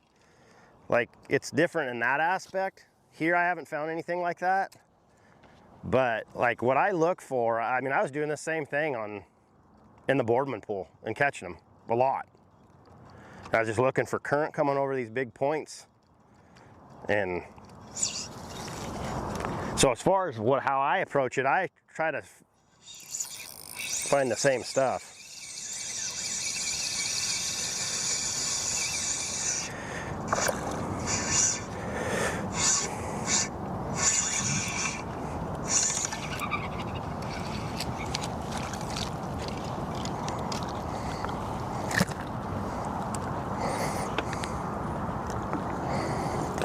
Boardman pool this time of year, the top water's phenomenal.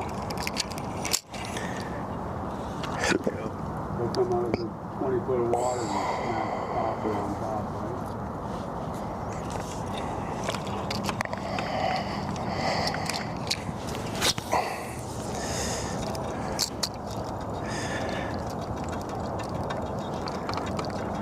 You wonder how many of those little smallmouths are up there, right? Yeah, no kidding. About 50 of them? Yesterday was like that. It was just one after another. And Then I'd get a big one, yeah. But my big ones come later in the afternoon, and it had pretty good wind on it, so I don't know how much that affects, you know, if that, I don't know this place that well, if the wind triggers those bigger fish to feed or not. I wouldn't imagine with the current would matter, but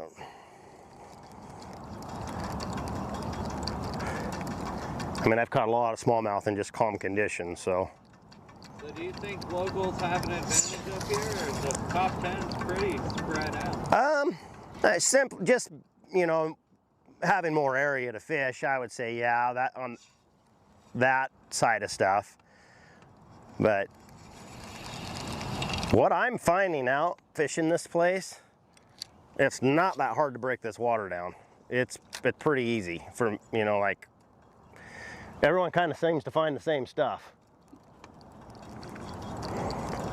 I would say, like, you know, running up the, you know, the reach or whatever that place is called, it's not, I've never ran up there because I've been told that you need to learn the river, and I've never had time to come up and learn it.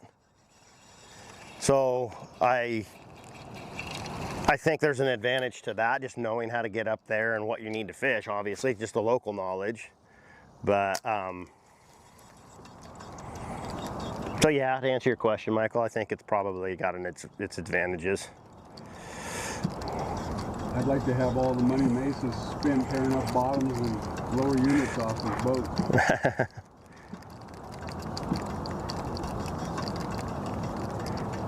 Do you think the investment to figure out how to get up there was worth it though?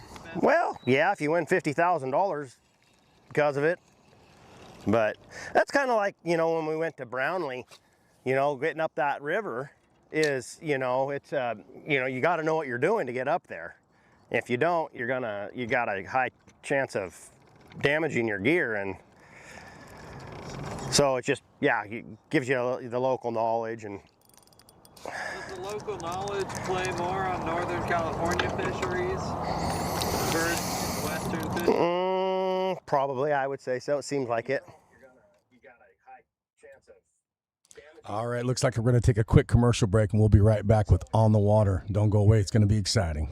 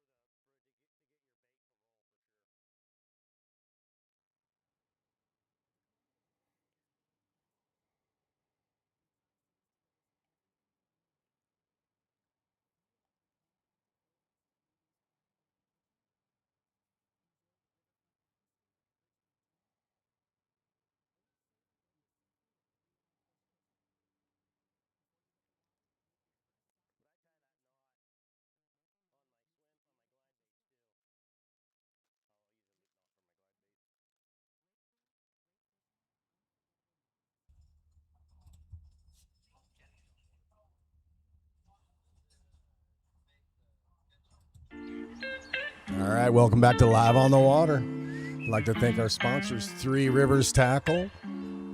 I'd like to thank Perch.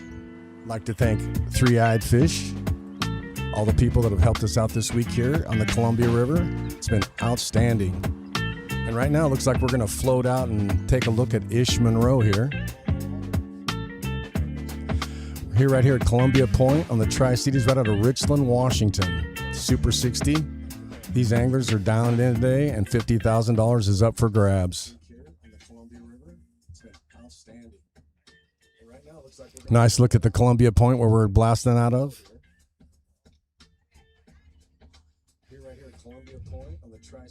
Somewhere on this river system, someone's going to walk away with $50,000. $50,000 is up for grabs.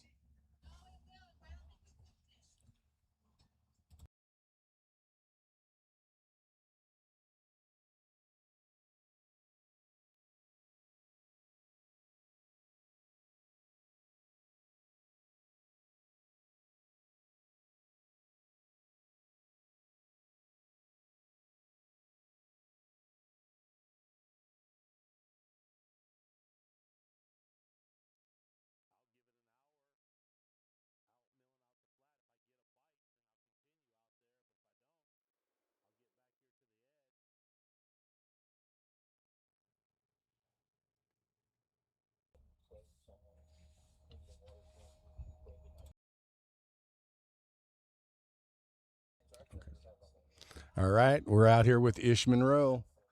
Get to see what he's got going on this morning. Oh, it looks like he's throwing a wacky rig Cinco. That's a good thing. Ish It was Monroe. blowing back. It was rough over here yesterday. Yeah. You fished this part yesterday? No. But the first day? First day. I left it alone because I didn't need it. And I figure there ain't a ton.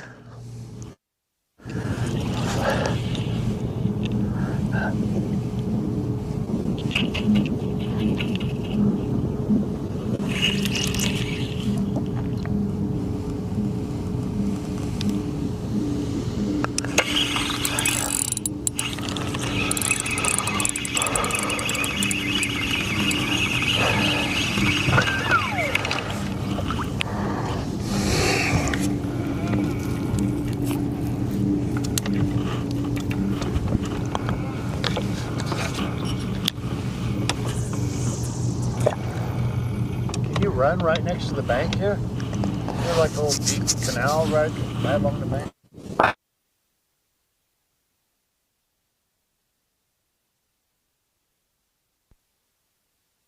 I thought it was a shallow bay. Reel.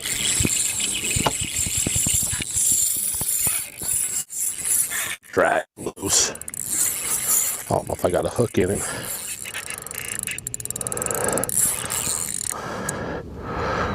Stuck in the grass.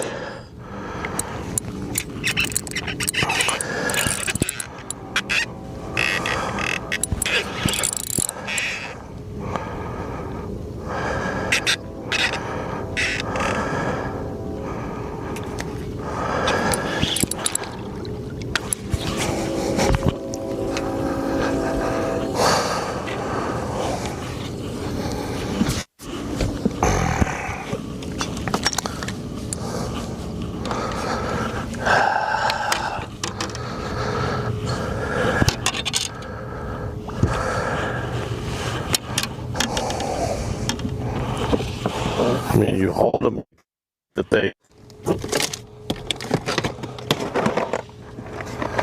pull themselves out of the grass.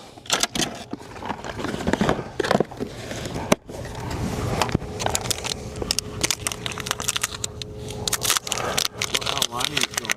8 pound.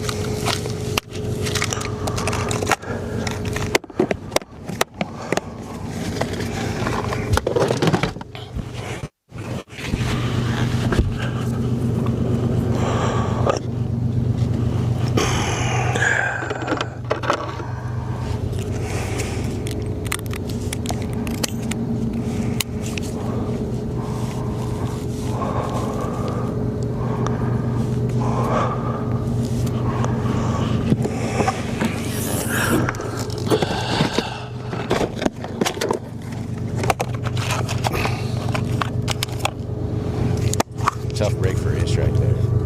I don't know how big that fish was. It got in the grass, who knows, but it looked like it was pulling a little bit, so it could have been heavy. Absolutely. 8-pound test, and you're going to get more bites. But then again, he's fishing grass, and you get a big fish tangled in there, just one wrap, and you see he was keeping him tight, doing nothing wrong, and just sheer pressure on pressure just broke that line. It's a tough break. I think he's doing very good for holding it together because it's a mental game right here. He knows he can redo what he just did. He can go out and catch another fish doing the same thing. He's just got to clear this out of his mind and just stay with it. Ish knows what he's doing.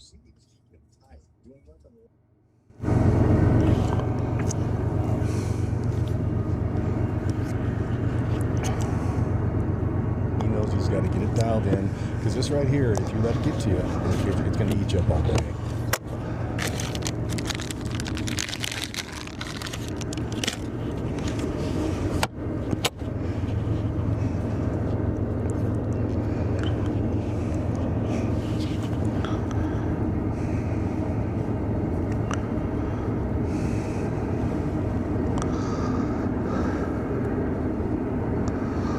And if I break off one more, I'm going straight braid.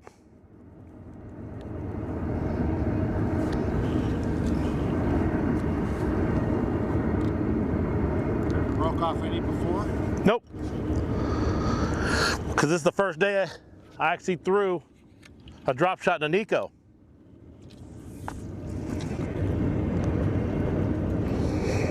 Probably couldn't even throw it yesterday, right? No, I wouldn't have been able to. But I think they would have ate a chatterbait through here.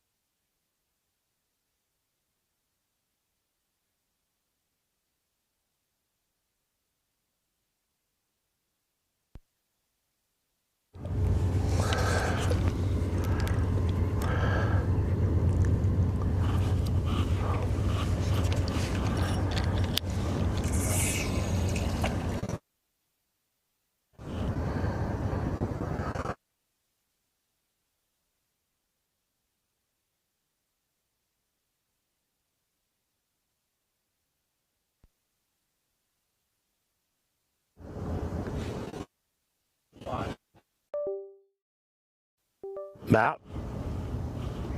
You can't see the big point that comes out on your map.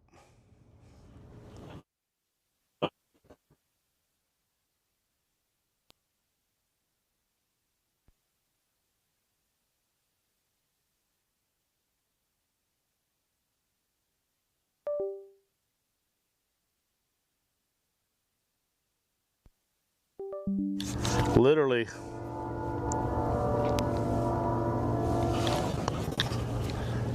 Lost 2 on top water, and I saw a couple smallmouth swimming around, pitch a drop shot. Lost 2 on a drop.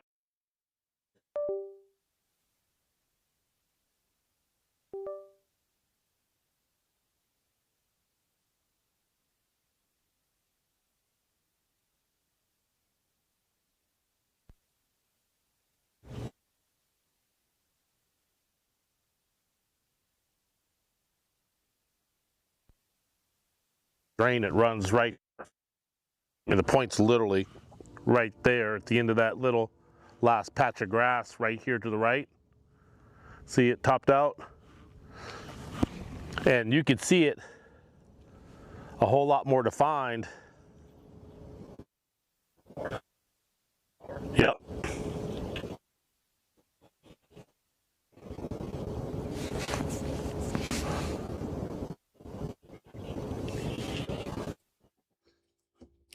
All right, I'd like to interview you right here and just say that Nick Wood's boat just broke down. We just found out that Mark Lazane is going to tow him in, so I'm not sure if he's done fishing for the day, if they're going to tow him up close enough to get back to where he can fish and then trolling motor on into the weigh-in check-in point, but we will keep you posted on that for sure.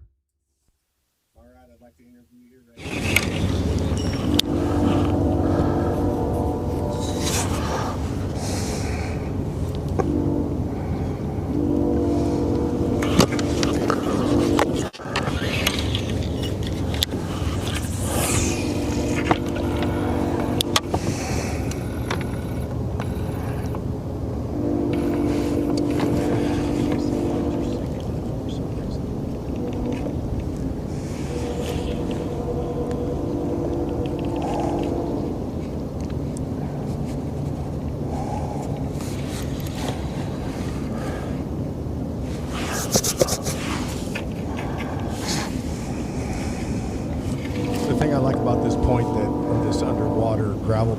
Ish is fishing is that day one he brought in 25 pounds of fish, and I know that I don't know if it's this exact spot, but that fish he just lost looked like a really good fish.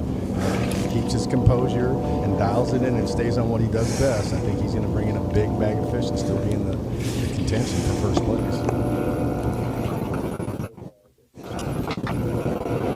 Night and day from yesterday. Yesterday they had 2-3 foot rollers out there, and you can see it's slick like glass right now.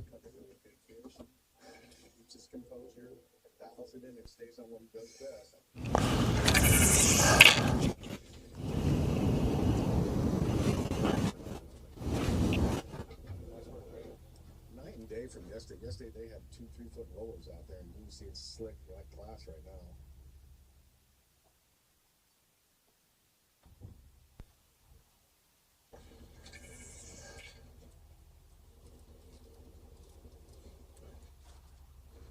I think we're going to see Ish just settle down right here. He's not going to be so chatty. He's going to dial it in right now. Losing that fish stung a little bit, and he knows he had them on, and it takes a lot to get those fish caught.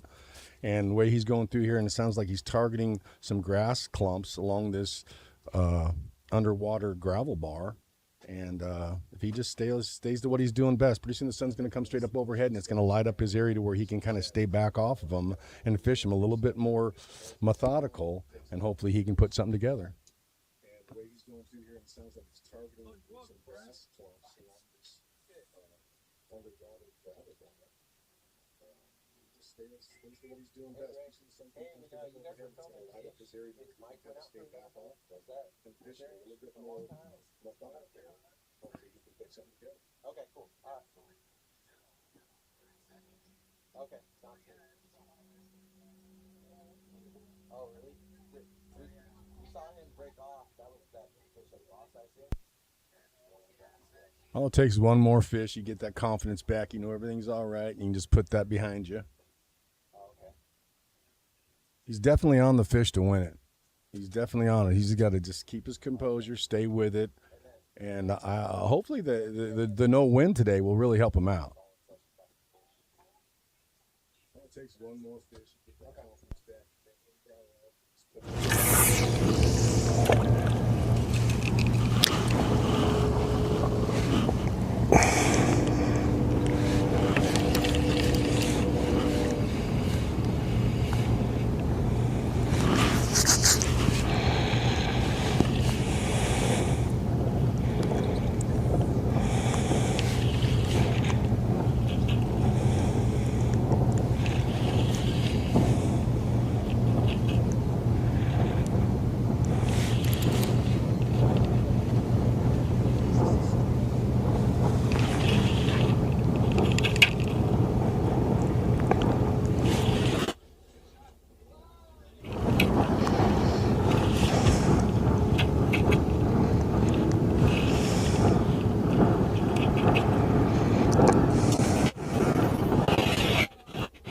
Looks like he's just going down this bank right here. Looks like he's staying in one position pretty much. He said,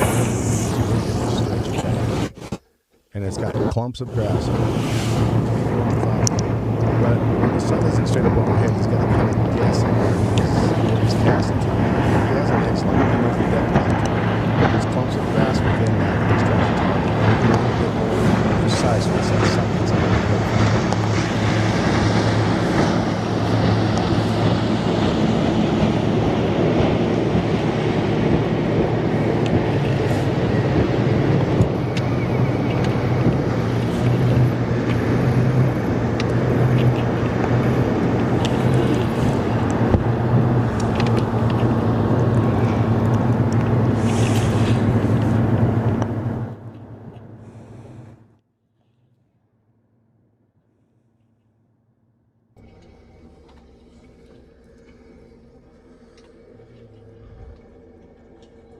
I guess Ish's mic was kind of drowning me out there. What I was saying is that before the sun gets overhead, he's working this stretch of bank that's got these sand gravel bars and these little dips and ditches in them, and he's targeting these grass humps, grass piles, clumps of grass.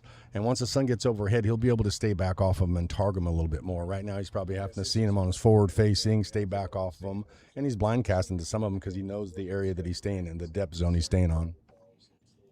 Dips and ditches in them, and he's targeting these grass humps, grass piles, clumps of grass. And once the sun gets overhead, he'll be able to stay back off of them and target them. But right now, he's probably having to see them on his forward facing, stay back off of them, and he's blind casting to some of them. The depth zone he's staying.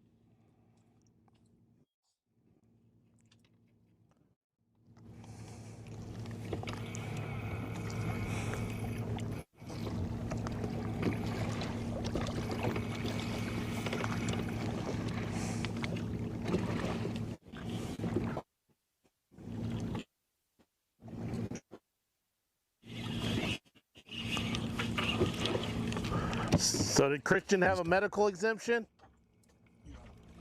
Yeah, I guess. You guess?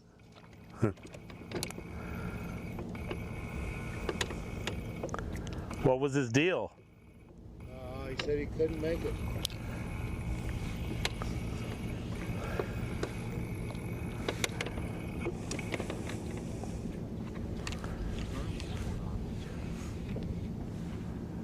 You should have still made him pay if he wanted to go to Pedro.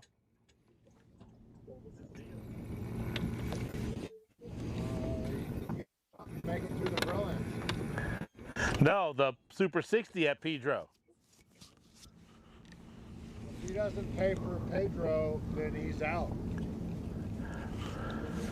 Well, he's going to pay for Pedro. He didn't want to drive up here. That's what I'm saying. You should have made him pay for here if he wanted to fish Pedro.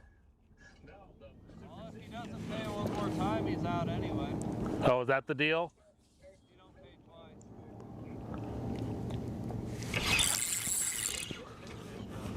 twice. Ah, he came off. He wasn't that big.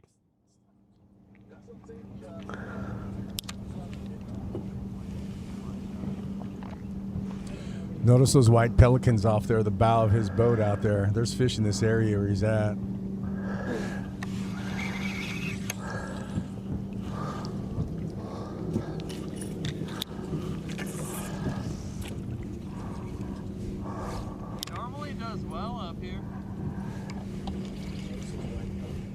The lower pool. He's never been up here before.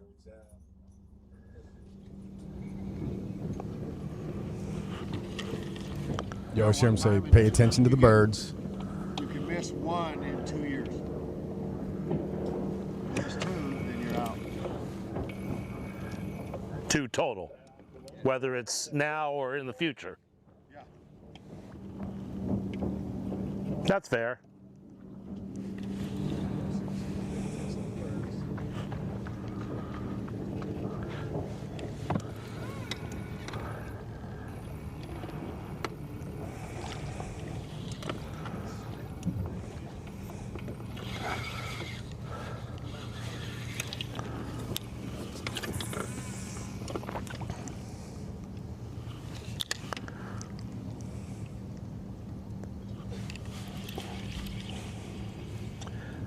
How far east are you looking? What's that? How far east are you looking for next year? Havasu?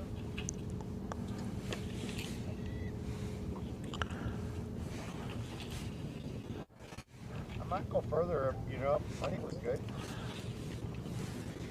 Call Elephant Butte. It's been a long time, Yeah. but I know there's some big ones that live in there. That's New Mexico. Once again, no unfair advantage for anybody. I mean, I've only been there once, and that was A long time ago. 25 years. Yeah. I mean,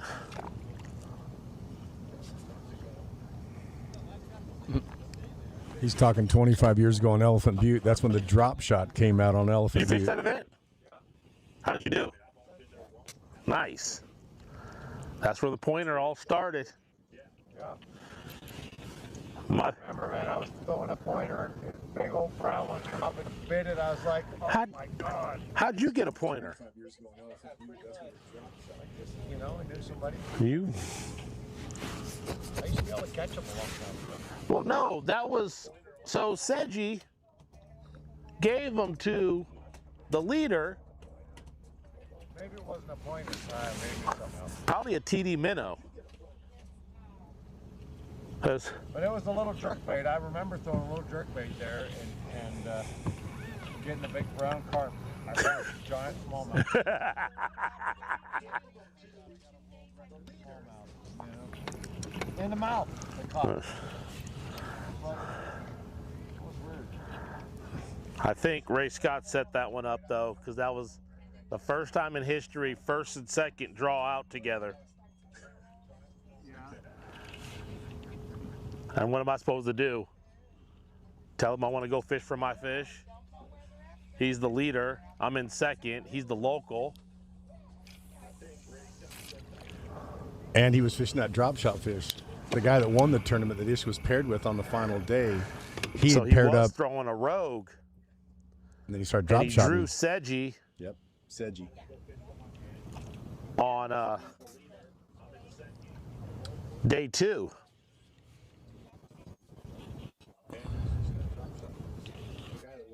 Seji.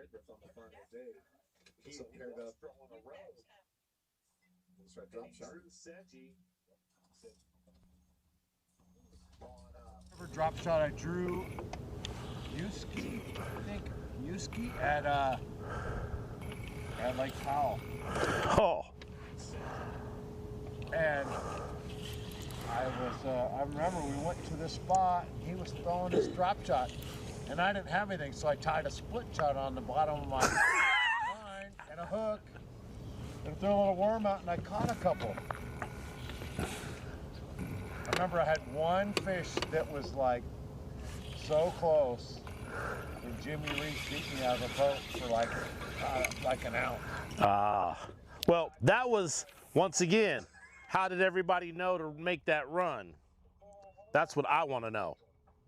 I just ran to the back of the San Juan every time I've been there. I didn't know to run back there. I don't know. I don't remember how I found out about that.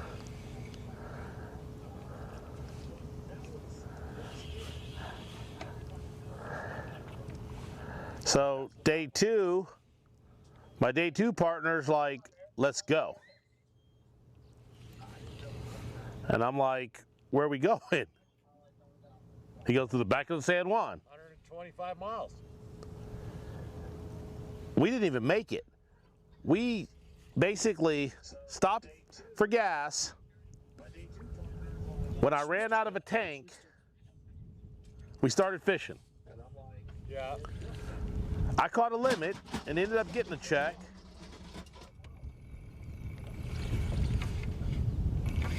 And then we ran back with enough gas to make it back. I remember I ran all the way to the back, and then I'd have to get gas at Dangling Rope on Yep. the way back. Did you have to stop twice? No, just one. Oh, you fortunate. I had to. I had a Pro Craft. It got pretty good mileage. We'd go like 70. We'd get pretty good mileage. Good.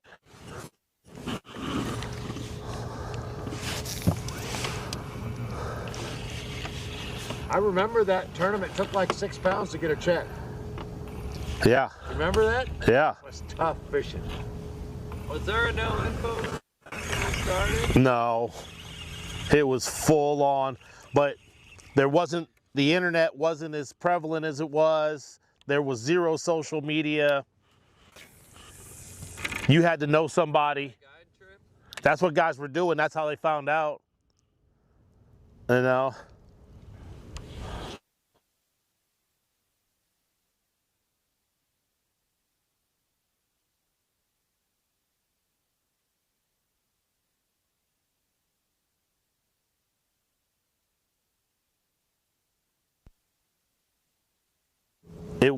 It was cutthroat, but not as cutthroat as it is now. Like, I mean, We fished here like 220 people. yeah. And freaking Lavelle won right there on the other side of the bridge. The mouth of the Yakima, just drifting. 14 pounds a day. No one knew about the largemouth.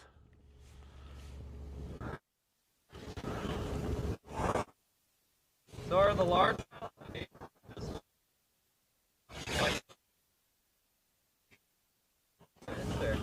They don't know how to fish for them. I mean, them guys don't know how to throw a frog. They don't know how to punch grass and read grass. They know how to read current breaks. This just happened to be a spot where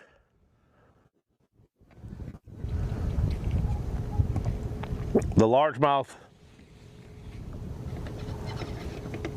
are up here.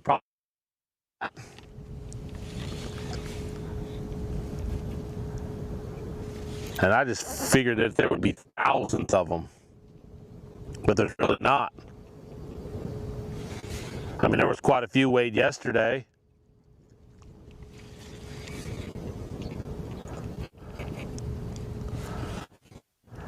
I mean, I heard a rumor of a 27-pound bag, and the guy had a 9. Here? Yeah. Oh, you mean not in our tournament? No. There was just a rumor of a, like, my bag is the biggest bag that I know of ever weighed in, but I guess. Williams weighed a 29-pound bag here. Oh, did he? But, you know, in the springtime. Down there, probably. I don't know. I remember I talked to him and he goes, man, it'd be good if you could come here now because 20-pound bag doesn't even get a check. Can we try that? What is it? May? June? Yeah, pre-spawn. I'd like to be here in May when they're freaking up.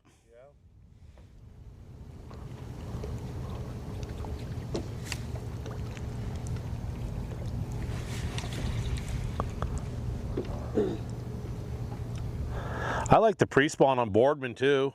Caught a lot of fish.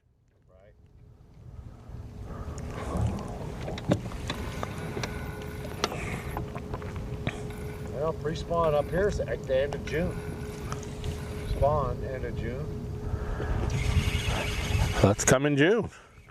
Oh, did he get it? He got it. No, he didn't get it. God. That was a big one. That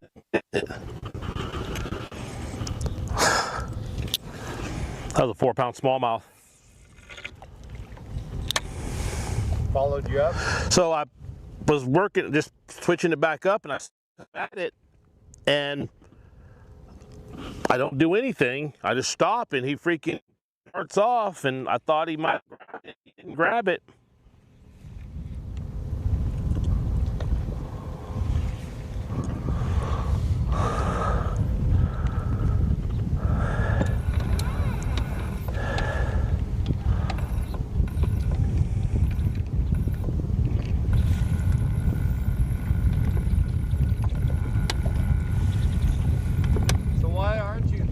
Chatterbait reaction to that? Because I threw it this morning and they didn't eat it. So when they tell you they ain't eating it, they ain't eating it. I mean, I literally picked up a drop shot within 5 minutes. I catch the first one. A couple minutes after that, I catch another one. Next cast, I catch another one. So I fished down through. But with the largemouth, I felt like the Nico would be better. But I'm about to go back to the drop shot. I mean, I'm going to make a couple of passes on this deal. I've got a marker on a hard spot up here.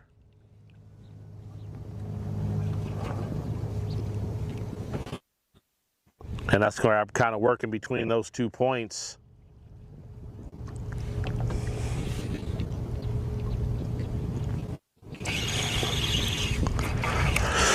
Go back to the drop shot and then come back down with the Nico. A different color. Maybe some green pumpkins. And then wait for the sun to get up a little bit and break out the old flipping stick. I mean, you see all the grass out there. There's a piece of there to the left. There's another one up there. I fished a chatterbait by it, figure.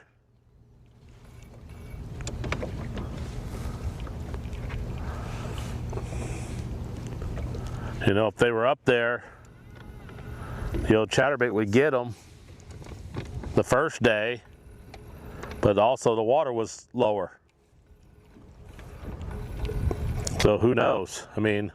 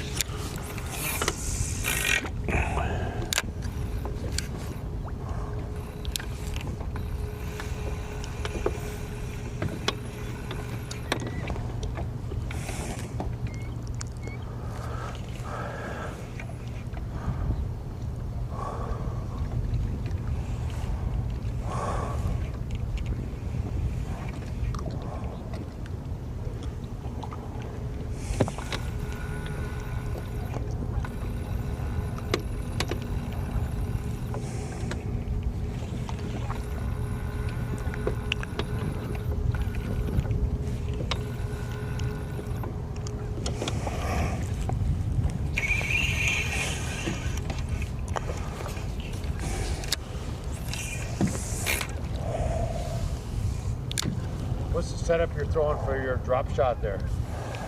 rod reel or Daiwa Exist 3000 Brent Ayler Tattoo Elite drop shot rod, 10-pound J-braid chartreuse with 7-pound Samurai, Daiwa Samurai floral leader. Throwing missile baits bomb shot and a Yamamoto shad shaped worm. Both of them green pumpkin.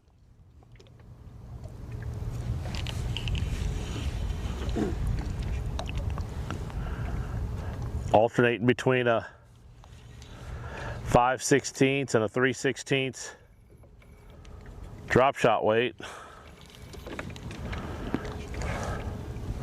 I mean, today is the most fish I've landed on the drop shot.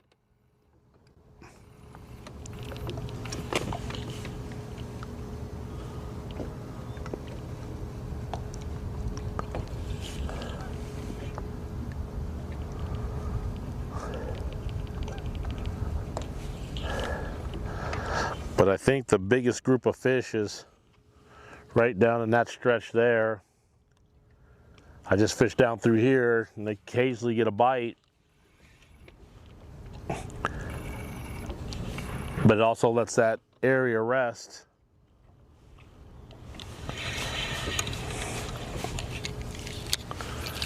Have you caught any frogfish this week? Yep, 4-pound smallmouth the first day. Right up there on the other side is a big flat island that comes off of there. There were some fish, some good ones, that I could see, and I probably should have threw a Cinco or something at them, but I mean, I had over 20 pounds, so I'm not gonna go and smoke them, and so I just happened to pick up a frog just to see, throwing it around, and what I thought was a little one just came up and ate it. I set the hook thinking it was like a 2-pounder or something. It was a 4-pound smallmouth.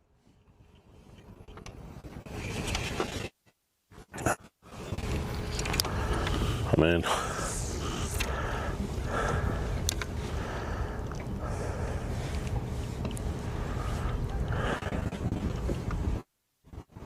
You're right. Yesterday. good. But I also know how to drive it. I mean,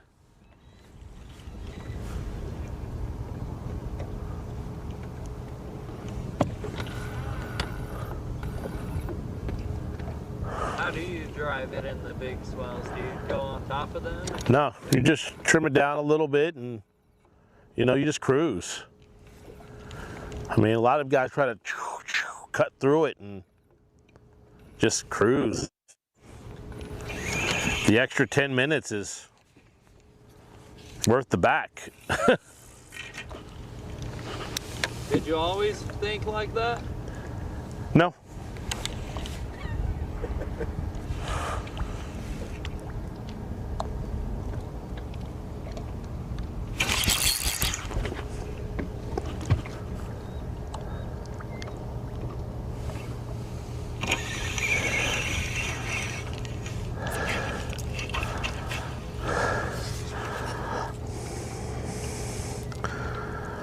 I mean, I learned that from actually up here. The second time we came up here,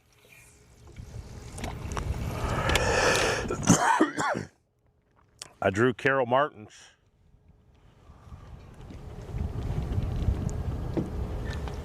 And she tried to talk me into staying in this pool. And I'm like, no, we got to go down. Because, I mean, this pool's definitely a lot tougher to fish, I feel. There's not as many big schools. And we ran down, and I stopped at the lock to fish. And I ended up catching like 4 before locking down. And fortunately, they closed the lock and they didn't let the guys back over. Too rough? Uh-huh. The waves were breaking over the dam. So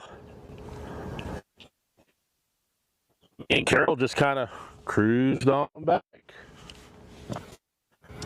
Took our time.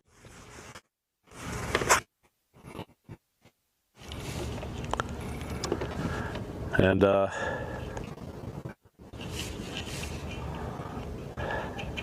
What's your experience with blocks, Ben? In tournaments, have you... Oh. Other than the most famous one. I learned that it's hard to win a tournament unless fishing is just rancid on that pool. And I mean, it's got to be pretty bad for me to lock. And I learned that at the Arkansas River, where Denny won barely. And Aaron finished second. I'm gonna go back down.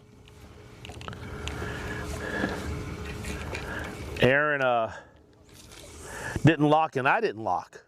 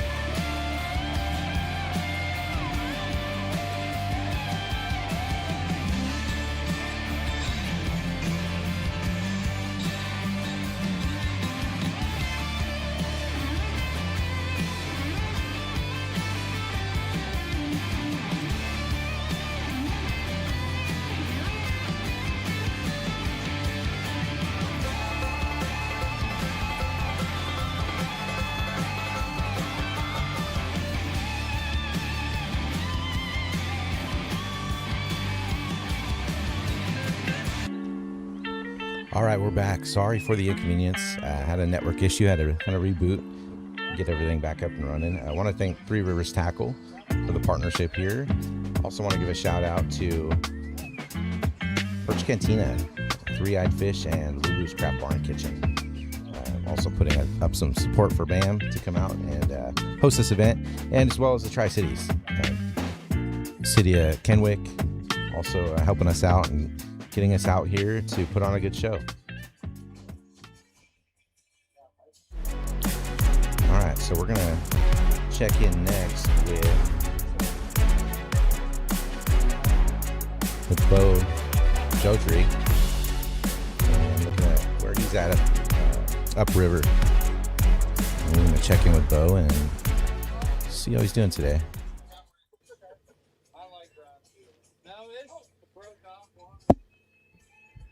And they're on the bottom. Like when I'm seeing them, they're down, bellies to the bottom just about.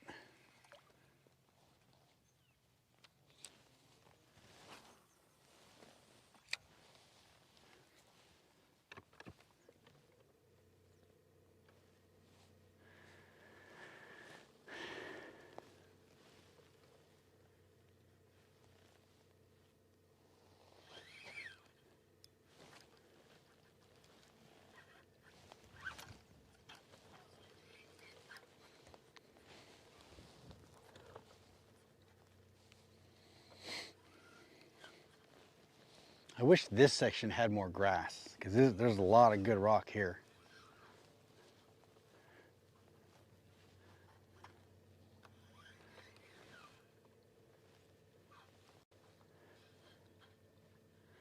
Here comes a big boulder. Yeah, these are a little bit bigger than medium, I'd say.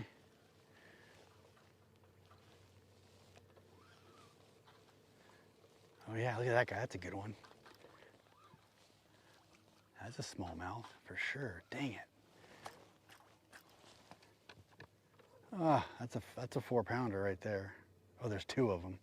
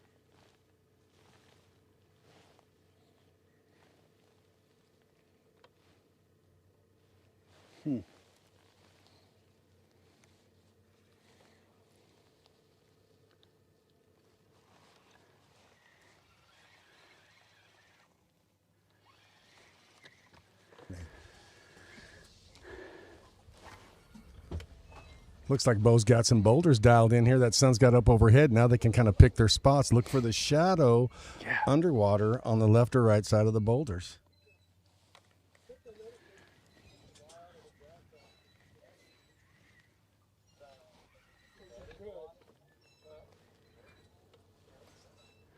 Water's perfect conditions too. You got no ripple on the water. He can see those lighter sandbars or those boulders. They kind of look blonde, a light brown in the water.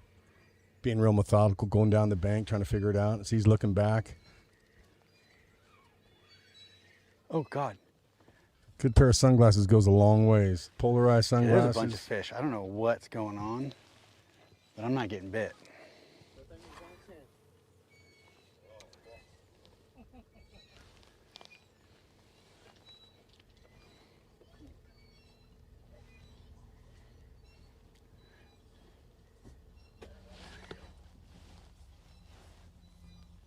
Don't know if he's got any vegetation down there around these boulders, but if you've got boulders, you've got a hard bottom. In between there, you should have some grass growing in some soft spots. Looks like those got some boulders dialed in here. That sun's got up overhead. Now they can kind of pick their spots and look for the shadow underwater on the left or right side of the boat.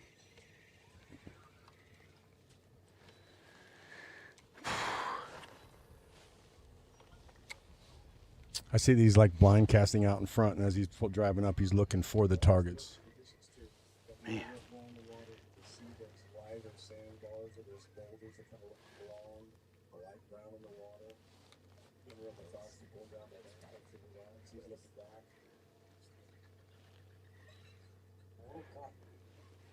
Sunglasses goes a long way. There's a bunch of fish. I don't know what's going on. I'm not getting bit.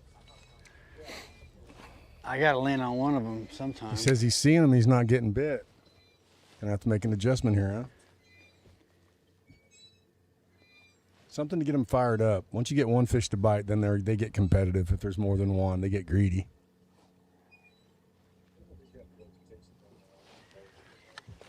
There he is.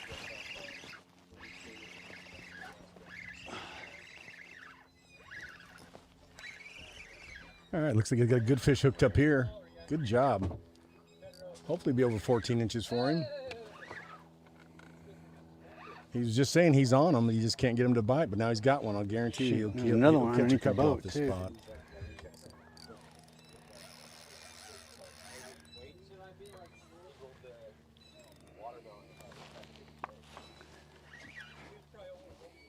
You can't knock over the kingpin. I don't even know if he'll keep.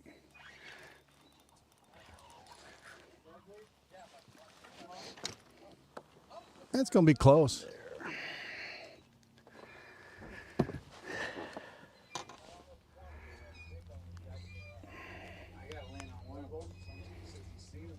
He's drop shotting. Spear point. Thanks to Zach. He gave me a couple of them hooks to try out. They're not bad. Looks like he's drop shotting a 4-inch wacky worm.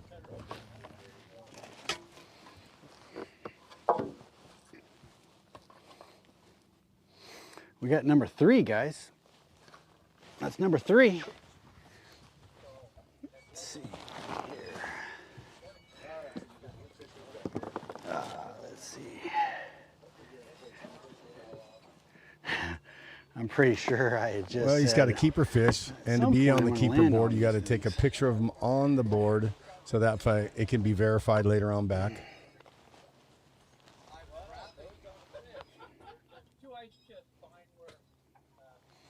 That's going to be a 14 and a half.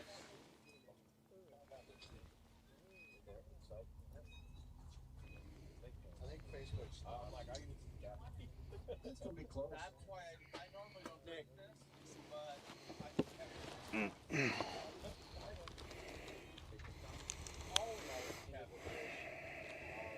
Just verifying he's over 14 inches. It's all weight today on Championship Sunday. It's all weight, not 189. length. She's just verifying that he's over 14. Number 3. There you go. Put one in the box. Number 3.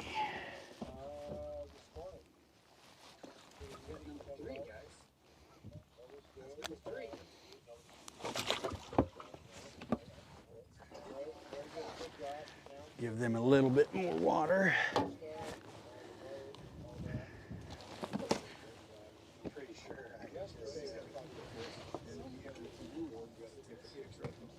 Well, that was the crawdad color. Let's see if I'll keep throwing that guy. See what happens. I don't know if that was a giant spider that just jumped on the screen or the photographer's hand, but we'll go with the this photographer's hand. so our live stream is OBS. I'm not liking OBS. I don't even know what it is, but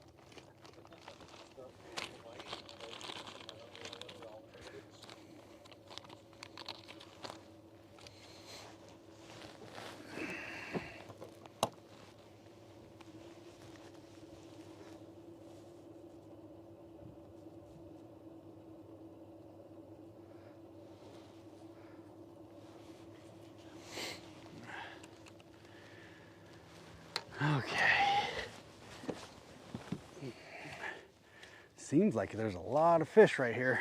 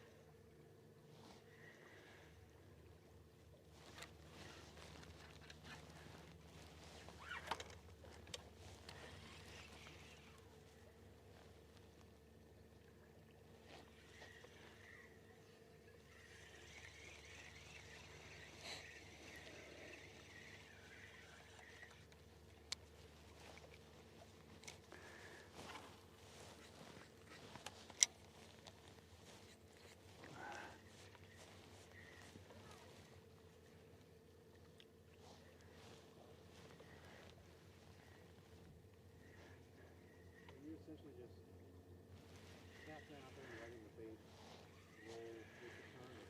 Yeah.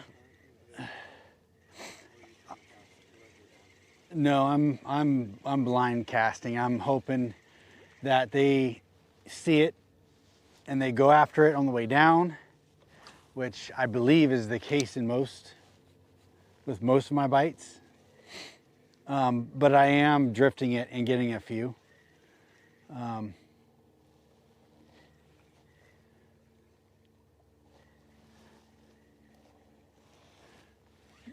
Yeah, it's just it's I don't know what it's a slow game for me. Very slow.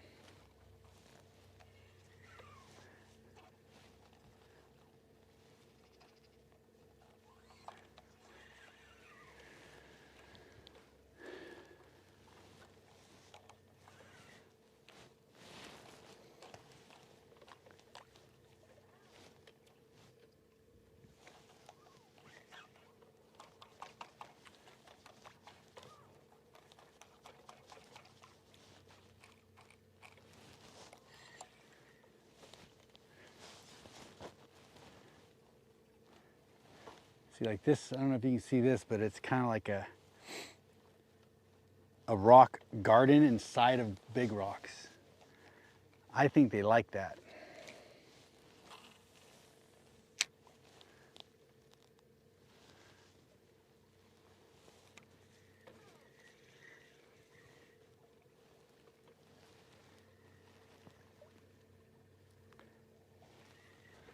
Although I haven't seen any fish in a while.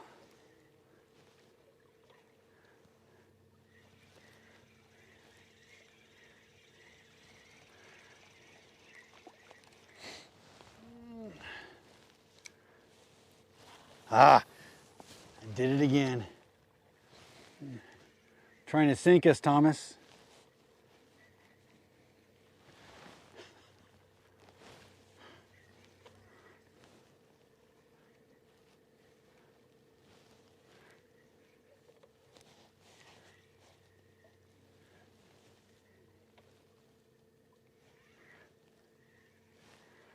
Wasn't I supposed to leave a long time ago?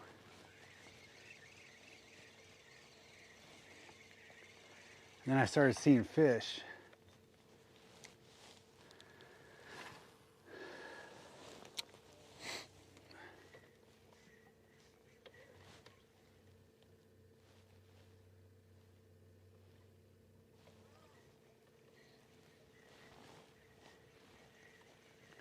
I feel like we're not moving very fast. That's a fish.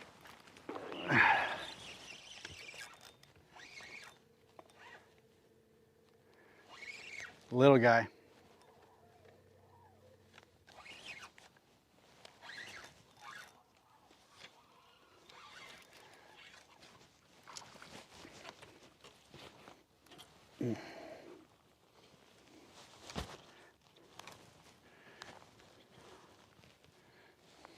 Say cheese.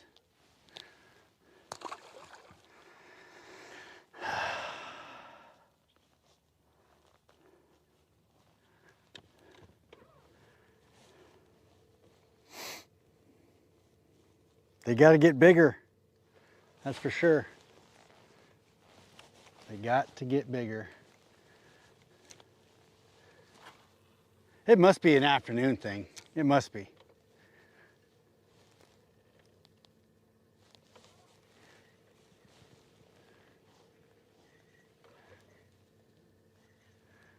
I'm barely moving, dude.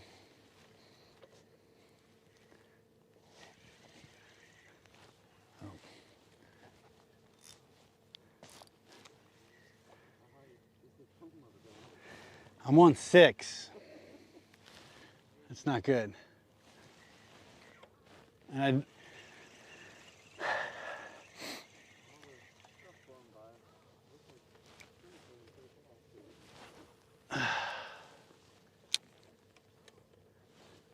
it's 6 feet deep. And I think the closer you are to the bank, the less the current is, right? Because it kind of swells out and around.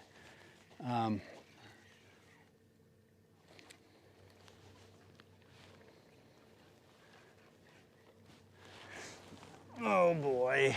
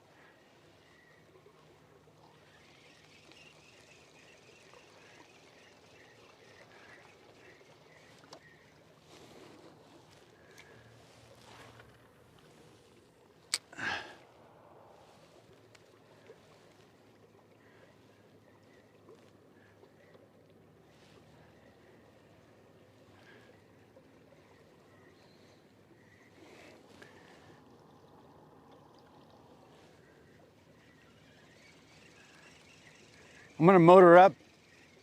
I'm gonna tuck into that cove and see if I can catch any over there.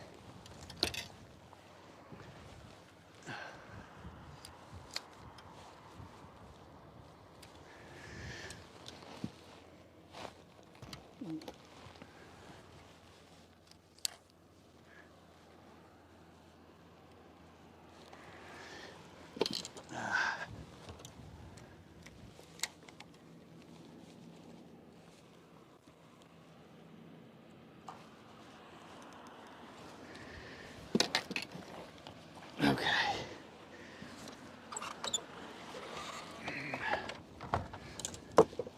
I see a spot that I want to go check out. We're just gonna idle, I think.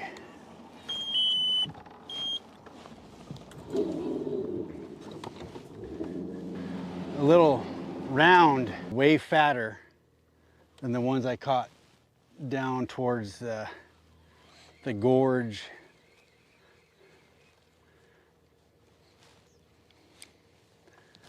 Got a little bit of, all right, we're back to 6.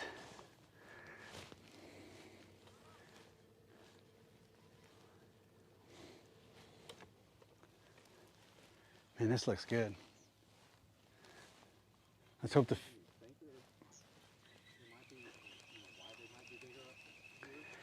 well, it looks to me like they are eating crawdads like no other. Their faces are all jacked up. And they're, as you fight like the 3 and 4 pounders, they're just coughing up crawdads as you fight them.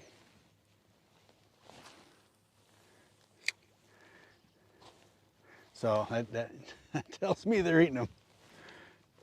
And the 4.5 pounder I caught yesterday, the belly was huge.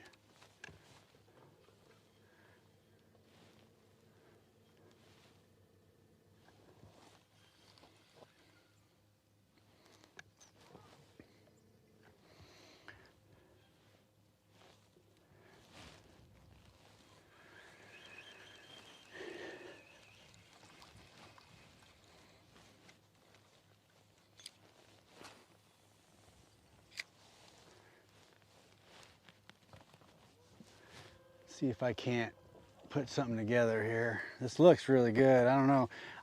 To me, that current is just bringing food right to them.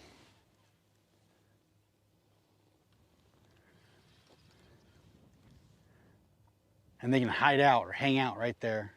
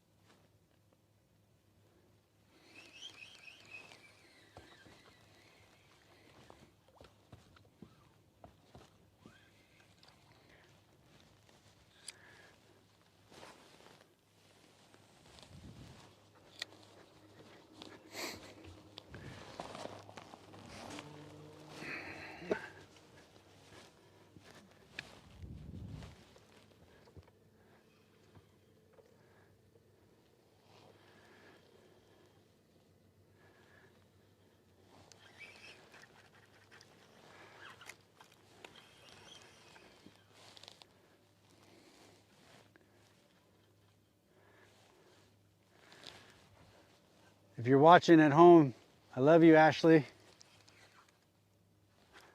Ooh.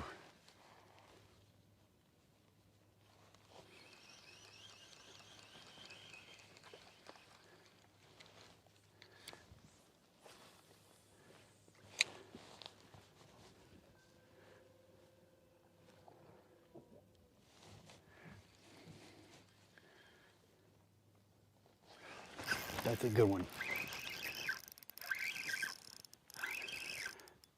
That's a big one.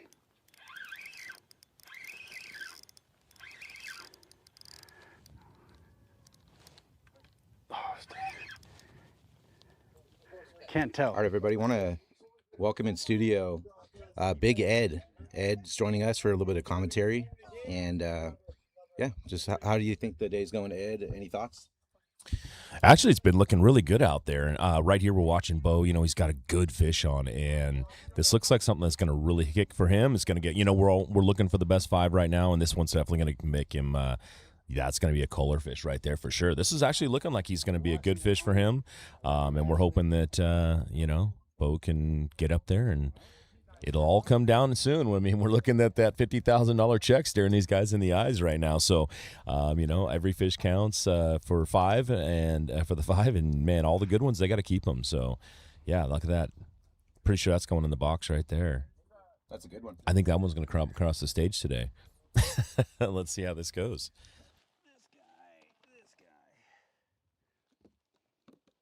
Man, I was hoping that was it.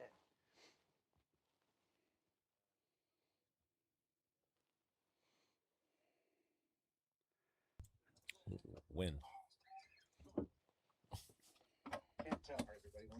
All right, he's gonna weigh. He's gonna measure this thing out. We're gonna see if it goes. Ed's joining us for a little bit of commentary. And yeah, just how do you think the day's going, Ed? Actually, it's been looking really good.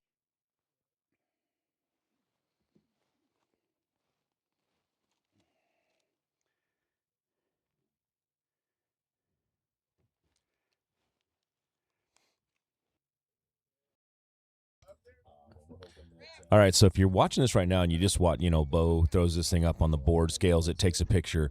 This is what they do on Friday and Saturday. We're actually starting to have them do this now so that we can have a little bit more information, you know, for you guys watching at home on the stream, looking at this thing going. That's just for you. It's not for them anymore. Keeper count's gone. Today is 5 fish only. But, yeah, it looks like Bo got another nice one right there. Looked like he had 2 in the box right there, and I think he's going to be happy.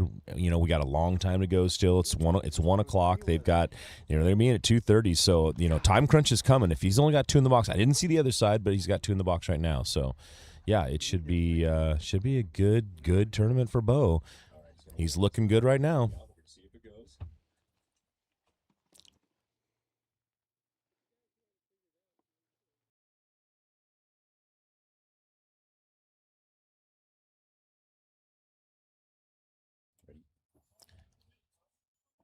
All right, we're going to take a quick commercial break, and when we come back, we'll have another angler on the screen for you. Let's see what happens. The Columbia River delivers world-class fishing. And the I don't know who we're going to go to. How are you going from different angler to different angler? Is it a speed? And who's on his boat with him? Oh, it's the observers. Okay. I'm like, some guy put his skin. Like, who the fuck is on there with him? So who are we going to go to? So then how do you switch to somebody? Where local knowledge meets the gear that catches fish. Richland, Kennewick. Great food, great fishing, unforgettable memories. Welcome to the Tri-Cities.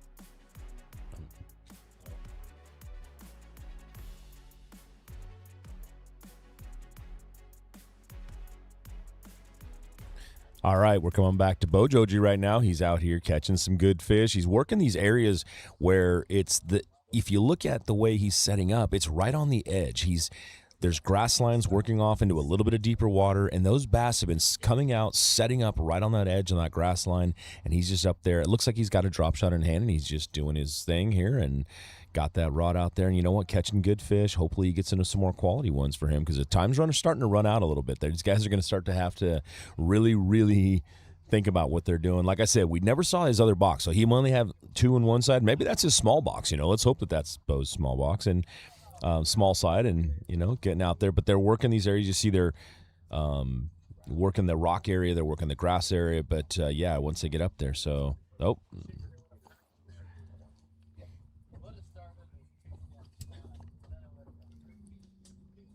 just so everybody out there, as you're watching Bo, one of the best anglers we have out here, these guys are the top 10 on the Super 60. This is some of the best fishermen we've got going out here on the West Coast and in the country. And you know what? They get snagged too, just like you. So just keep watching this thing, and they're working, getting it loose, and let's get it on some of these fish. If you look at the way you see it, it's right on the edge. There's grass lines working off into a little bit of deeper water, and those bass is coming out, setting up right on that edge on that grass line. He's just up there. It looks like he's got a drop shot in hand. He's just doing his thing here and got that rod out there. You know what? Catching good fish. Hopefully he gets some more quality ones for you. Time for him to start to run. I'll have to retie that one.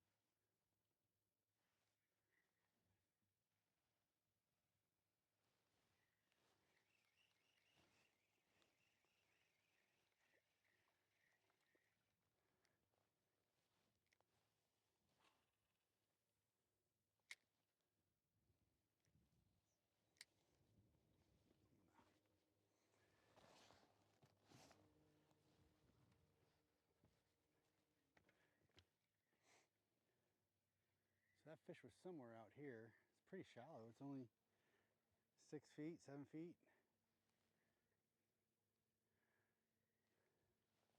But it looks like he was all by himself.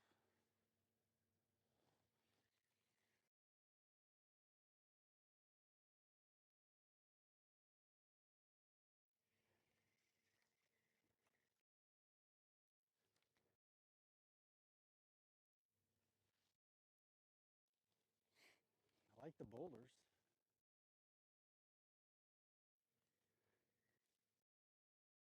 Oh, there goes a good one. I'll tell you what, I'm going to tie up that other rod. No, we're just going to, I've got one more waypoint. I'm just going to drift, guys, because I'm going to retie and then we're going to get out of here.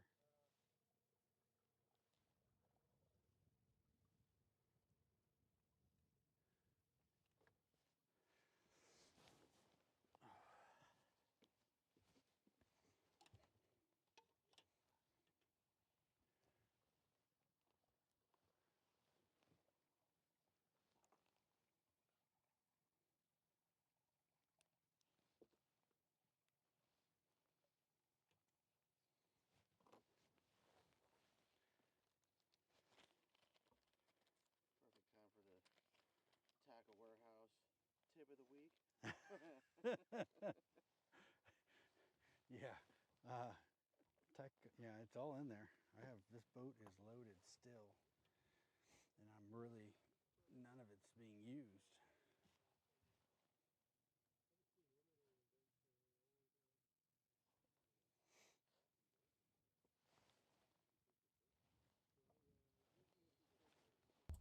All right, you know what? Bo is sitting down here. He's going to do some retime, but while he's doing that, let's take a quick look over, and we're going to head on over right now and check out Colby Pearson, see what he's been doing. I think we had him looking like he was getting into some fish. He's in a little area he's been really looking at. So, yeah, let's go over there, check him out, and see what's going on Colby's boat. You know, Colby Pearson is one of those, one of our only anglers to win back-to-back events, and he did one of them here on the Columbia River.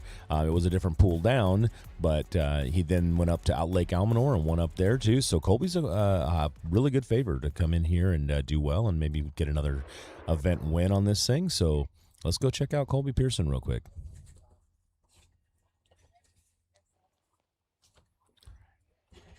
All right, here we see Colby kind of changing things up. He's going to that drop shot with a little, what is that, about a 3-inch bait.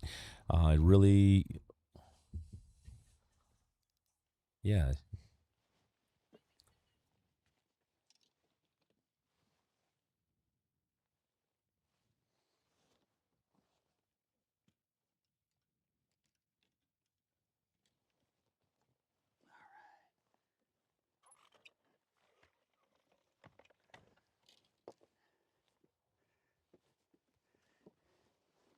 We're going to the spot where I had the 2 big ones yesterday, a 4.5, and I lost a 6.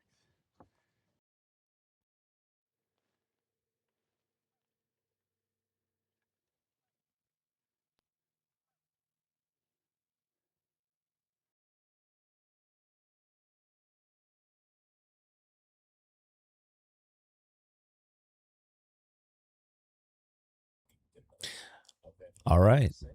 Now we finally made it over to Colby here, and we've got some things going on. Now I want you to look at you look at this water right here, and this is a lot different. It's a lot flatter than it was yesterday. We had big winds yesterday, so Colby's repositioning his boat. He's going to come back around, make some good casts up in here, and see if we can get him catching some fish here. It looks like it's been a little tougher today. You know, like these guys are not quite on them like they were, but this is a great fishery. You know, they can go on runs real quick. I think last time Colby was up at the was down at the Boardman pool, and this guy was putting in big numbers, like 100 fish came across on Colby's boat with the way he got into them and started catching these fish. So at any point, you know, we're one pool above it, and it is a good fishery, but yeah, they're fishing looks like you got maybe a little rock pile out here, some structure. It's a little hard to tell from the screen, but going through the boat. But yeah, it looks like he's targeting some good area. But the current's flowing quite a bit. So much louder. All right. Holy crap. That's 1, 2, 3, 4, 5, 6, 7. Yeah, so it's about 9:30 and got 4 in the box, really just one big one. So just picking through some of the shallow stuff, looking for some more 4+ pounders. Covering a lot of water. It was real windy yesterday, so I think a lot of these fish are displaced. If anything, some of them are just now starting to slide back up. So covering a lot of water, throwing a fluke and a couple different minnow baits, and yeah, just trying my luck. Not as many fish up here as I'd hoped for, but we got one of the right ones so far.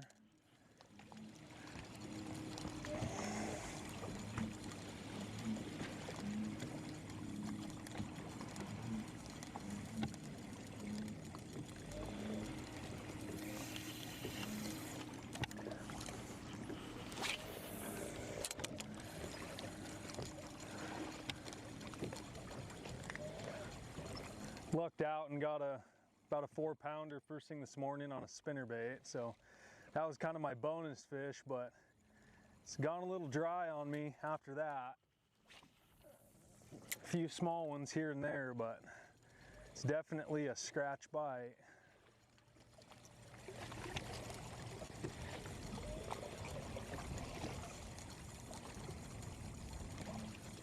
You have a lot faster approach. Yeah, the really big ones, I mean, if you let them look at it, they're just not going to commit, right? Especially if you're up shallow. So I fish them extremely fast. With a lot of rod movement and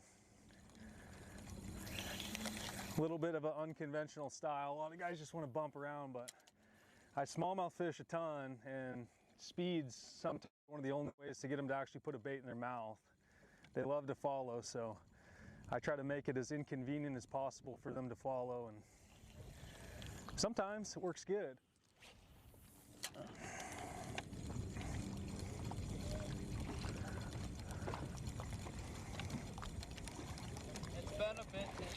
life update. Talk a little bit about what's new for you. Yeah, so aside from fishing the BAM Trail, I'm a rep for Rapala, so that's fun, working in the fishing industry. I also rep for Bahio Eyewear, Promar Nets and Gaffs, and a few other brands too. So super busy, but very thankful and really enjoy working in the fishing industry, selling tackle and working with all my dealers. So it's cool to be immersed in fishing all the time, at work and on the water.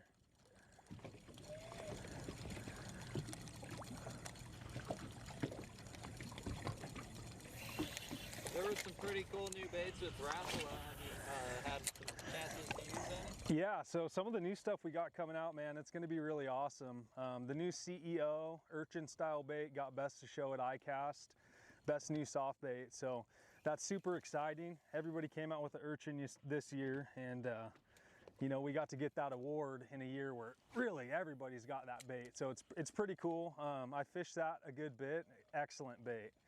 Caught them everywhere from back home to here to Clear Lake on the new Crush City CEO urchin bait. They got some new minnows coming out. Smaller freeloader 325 is going to be really good, especially in like the Northern California reservoirs for all the shad fisheries, you know, eating little thread fins. That 325 freeloader is going to be great. The Inspector worm's really good. 360 degree, like hand pour soft.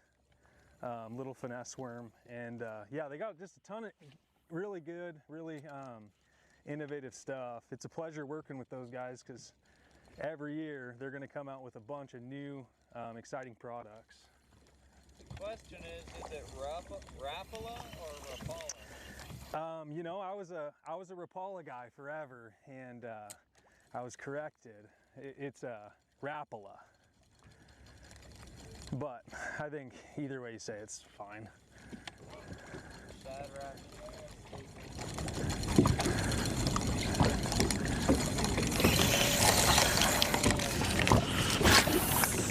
What's new at Discount Tackle? Yeah, so the guys at Discount have been super busy, man. That's a very rapidly expanding fishing tackle retailer. If you guys haven't checked them out, definitely go take a look at discounttackle.com.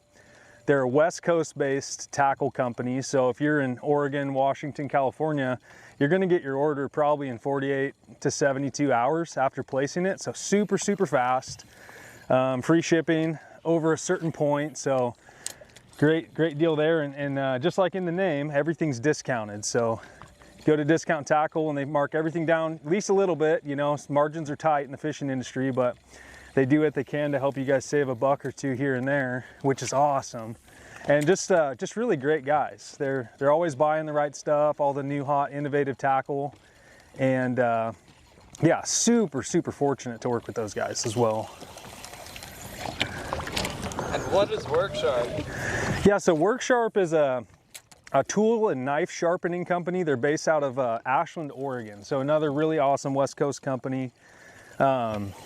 They also make a line of really nice premium cutlery. So some everyday carry pocket knives and things of that nature. Excellent company, super fortunate to work with those guys as well. They make a field sharpener, which is far and away my favorite hook sharpener. It just has interchangeable grits. So if you got like a flipping hook you need to get the barb re-rolled over on, you know, say you stuck on a rock or something, you could put on a much more coarse grit, knock that point down, and then switch it out to like a 220 grit to get that really nice fine sharp point. So really helps. I mean, it's surprising how many guys, even at a professional level, don't run a hook sharpener in their boat. It's crazy to me, but I'm always checking my hooks, checking my line, making sure everything's perfect all the time. How technical are you with bait presentation, color, etc.? Yeah, unfortunately, man, I make everything like probably 5 times more complicated than it really needs to be. I'm always trying to stay up on throwing innovative techniques that a lot of guys aren't throwing, you know. Import a lot of stuff from Japan if I need to. That way I can show the fish a new color, new profile, things of that nature. But yeah, I'm always just trying to stay on top of it, and whatever the next big thing's going to be, making sure that I'm, you know, on board with whatever the new techniques are coming out, whether it's urchins or dice baits or minnows or special colors or whatever.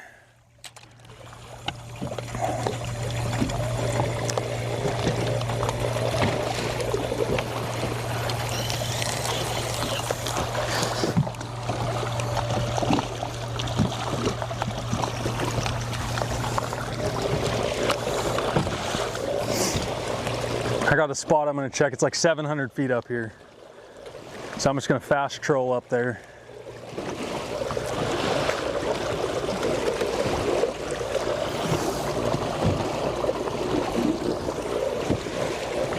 have a plan for the rest of the day already? Yeah, so it's not really happening as fast as I need up here. I'm going to check one spot on the way to George, and then at least get myself hopefully a size, you know,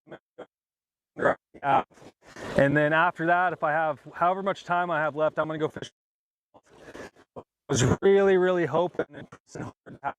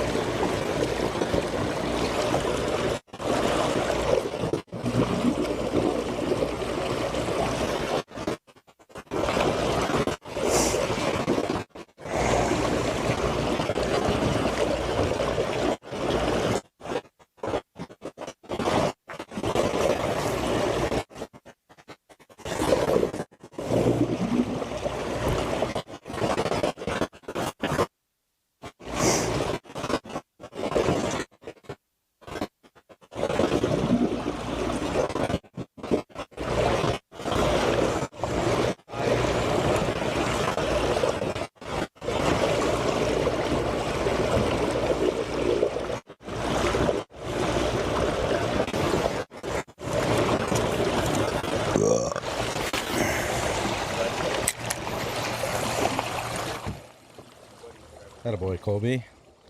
Let them know. Just want to give it an update. Seems like it's a tough day. I mean, these guys are really grinding out there. We haven't really heard much about anything too big. Obviously, on live, we haven't seen anything great.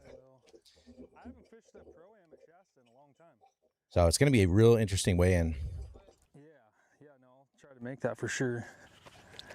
But starting a new job and stuff, it's, you know, you don't know exactly when your free windows are. So next year, yeah, I did this spring, and it was fishing really good. Fished a little tournament down there and had, I think, 26.5 on Saturday and 29 something on Sunday. So it's fishing really good. Yeah, all largemouth. The big smallmouth, man, it seems like there's getting to be maybe a little bit of a, yeah, it's just not quite as many of those big 4+ pound smallmouth as were in the past. But all the big largemouth, man, that's a welcome sign. We're not seeing any big swim baits on your deck for this one. There's one. I just don't have personal permission to throw it until I have, you know, at least 18 pounds or something. What part of the river is this? This is right below the mouth of the Snake.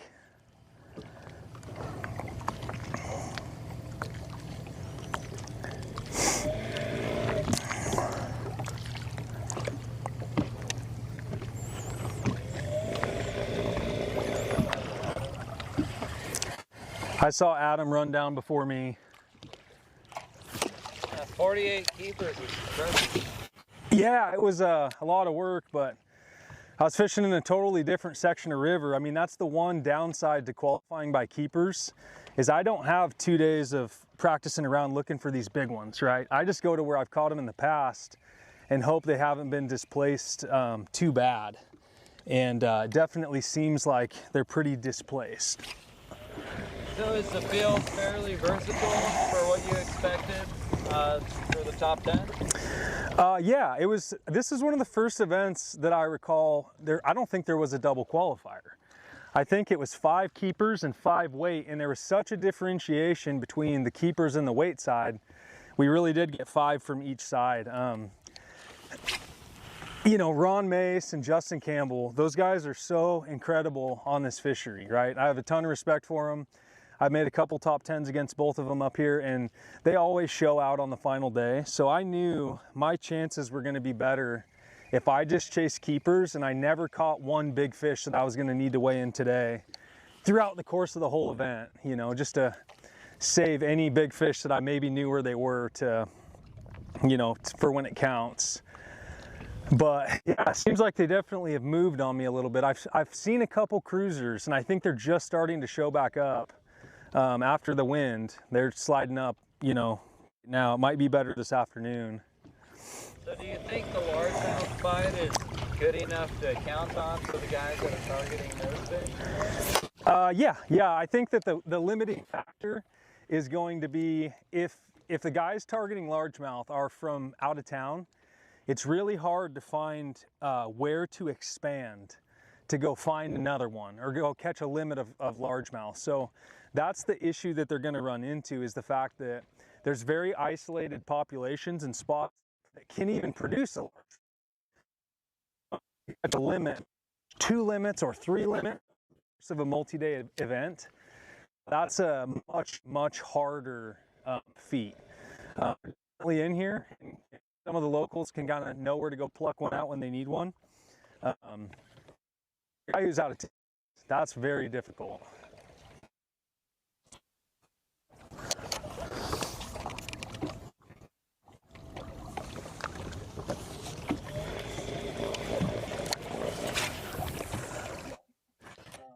You know, Colby giving Ron Mace and Justin Campbell a shout out there. You know, speaking of that, we haven't ran into them on live. So I know Mace is way up the river, about 30 miles up, and Campbell's running around on some stuff too. So haven't come across them on the camera boats. So those are going to be kind of your 2 unknowns right now. Everyone we've come across on live, which I think is almost everyone else. I don't think we got Deacon either. So that's going to kind of be interesting to see if those guys are going to come in with competitive bags. As either the bite's going to get good this afternoon, or you know, it's going to be the unknown from the anglers we haven't really seen.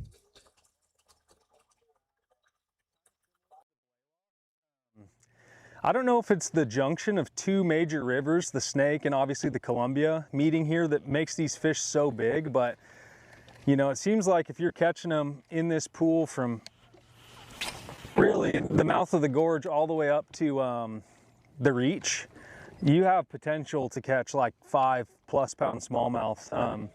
My travel partner Nick Wood caught a 6 yesterday, so that's just a humongous smallmouth. Super excited for him. He had a great bag, made the top 10. So we got 2 out of the 3 guys in our house fishing today. That's pretty awesome out of almost 70 guys. And then the 3rd guy, Tom, he got a check too. So it was a good event for the whole house. I think Tom got the check. I think so, yeah. I think he got 8 something. Nick was talking. We're going to tell the truth with each other and help break down the body of water. Does that make the 30-day off limits a little more manageable?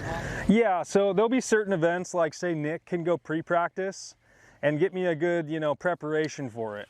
This event was one I pre-practiced for. I spent about 4 days up here, that's a lot of time. It's a huge river though, so I would have liked to have more time regardless. But that being said, I could have some good conversations with my buddies and make sure that they at least know what to be prepared for.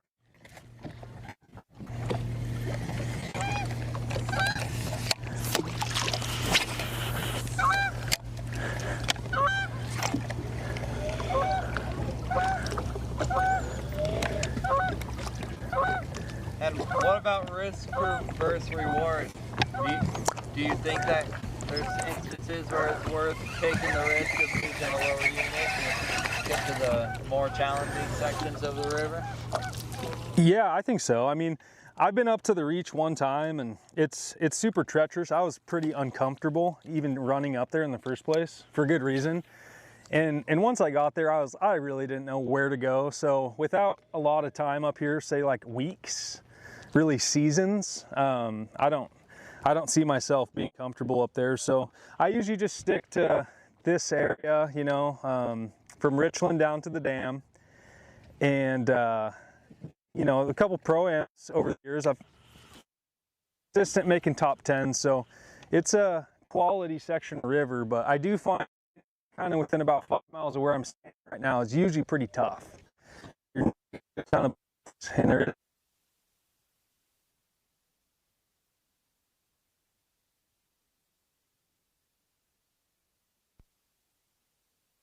any 2 and 3 pound smallmouth in that canyon. Fortunately, in a 5-fish tournament, those fish just don't get you very far. 15 pounds doesn't usually get you even a check on this fishery. Upper teens, low 20s this time of year to be a standout. Do you think Justin being used to winning on a 3-day format?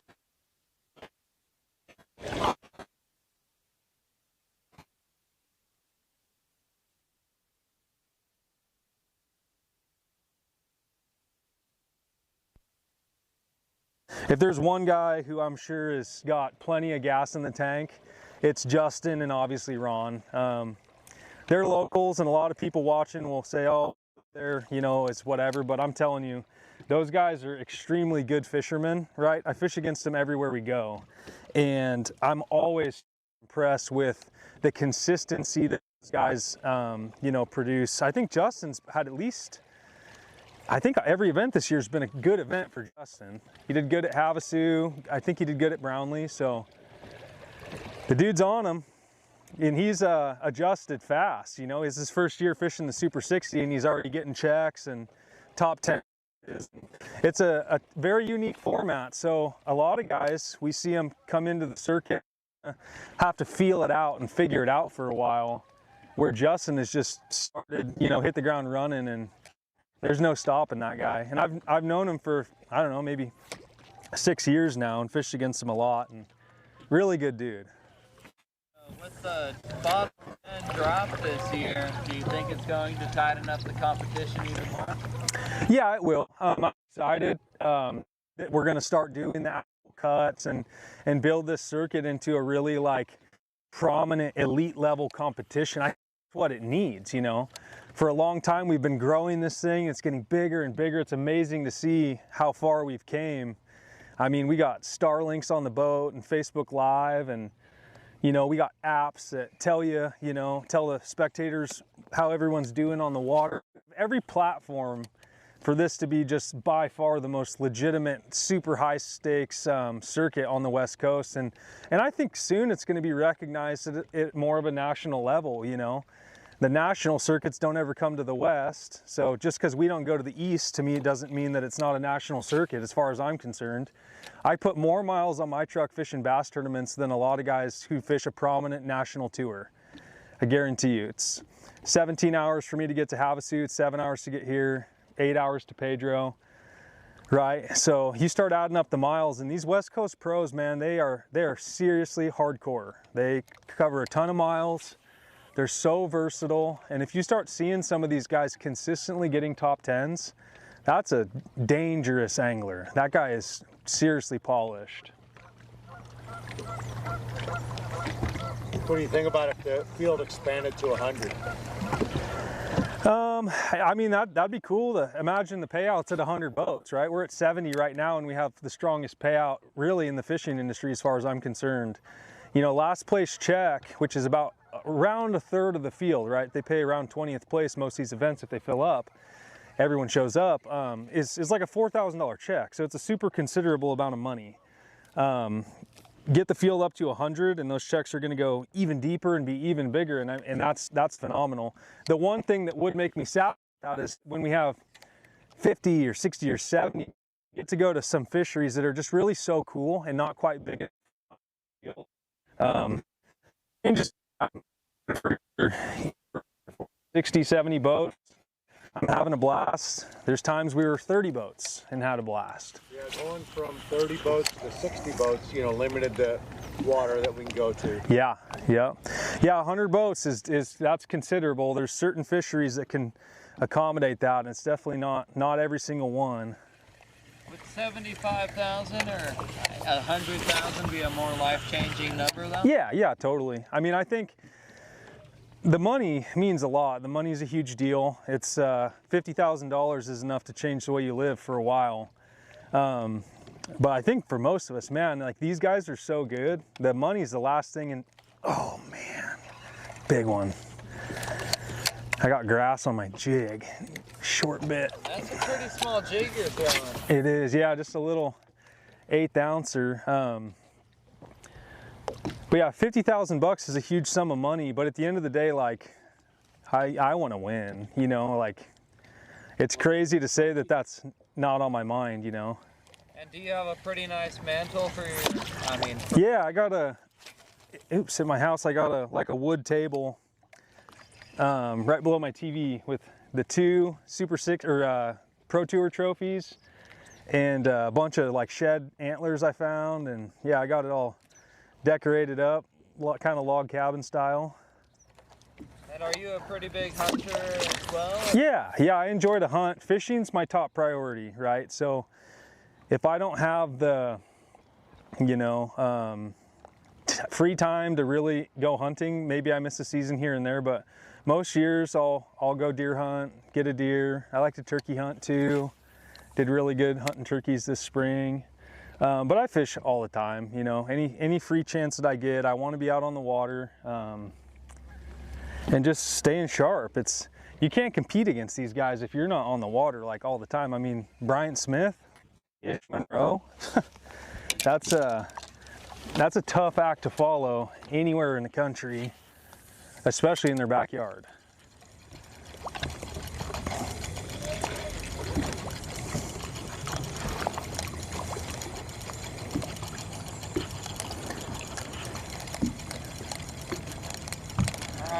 Wrap up the live, but what do you want to end it on with the rest of your day? Yeah, so I'm just gonna keep grinding. I just saw two more fish I need. They're good ones, but I need them to connect. So I'll give it a little bit more time. Try to go catch a couple at the mouth of the gorge just to help cull a few of these babies out, and then I'm gonna get back to it, man. Not give up till the last minute, even if it means poking my head in a spot that has some largemouth sometimes.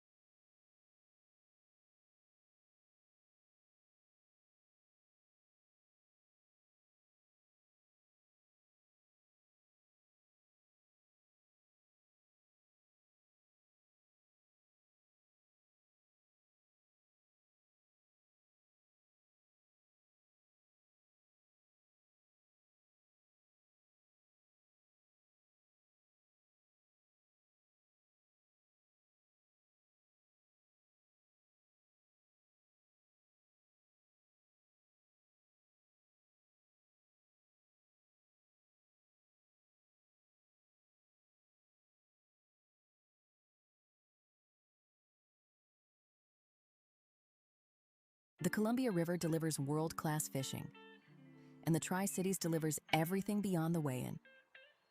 Fuel up with handcrafted favorites at Lulu's Craft Bar and Kitchen. Enjoy the riverfront atmosphere at Perch Cantina. Or savor local seafood at Three Eyed Fish Kitchen. Before you hit the water, make your first stop at Three Rivers Tackle, where local knowledge meets the gear that catches fish. Richland, Kennewick.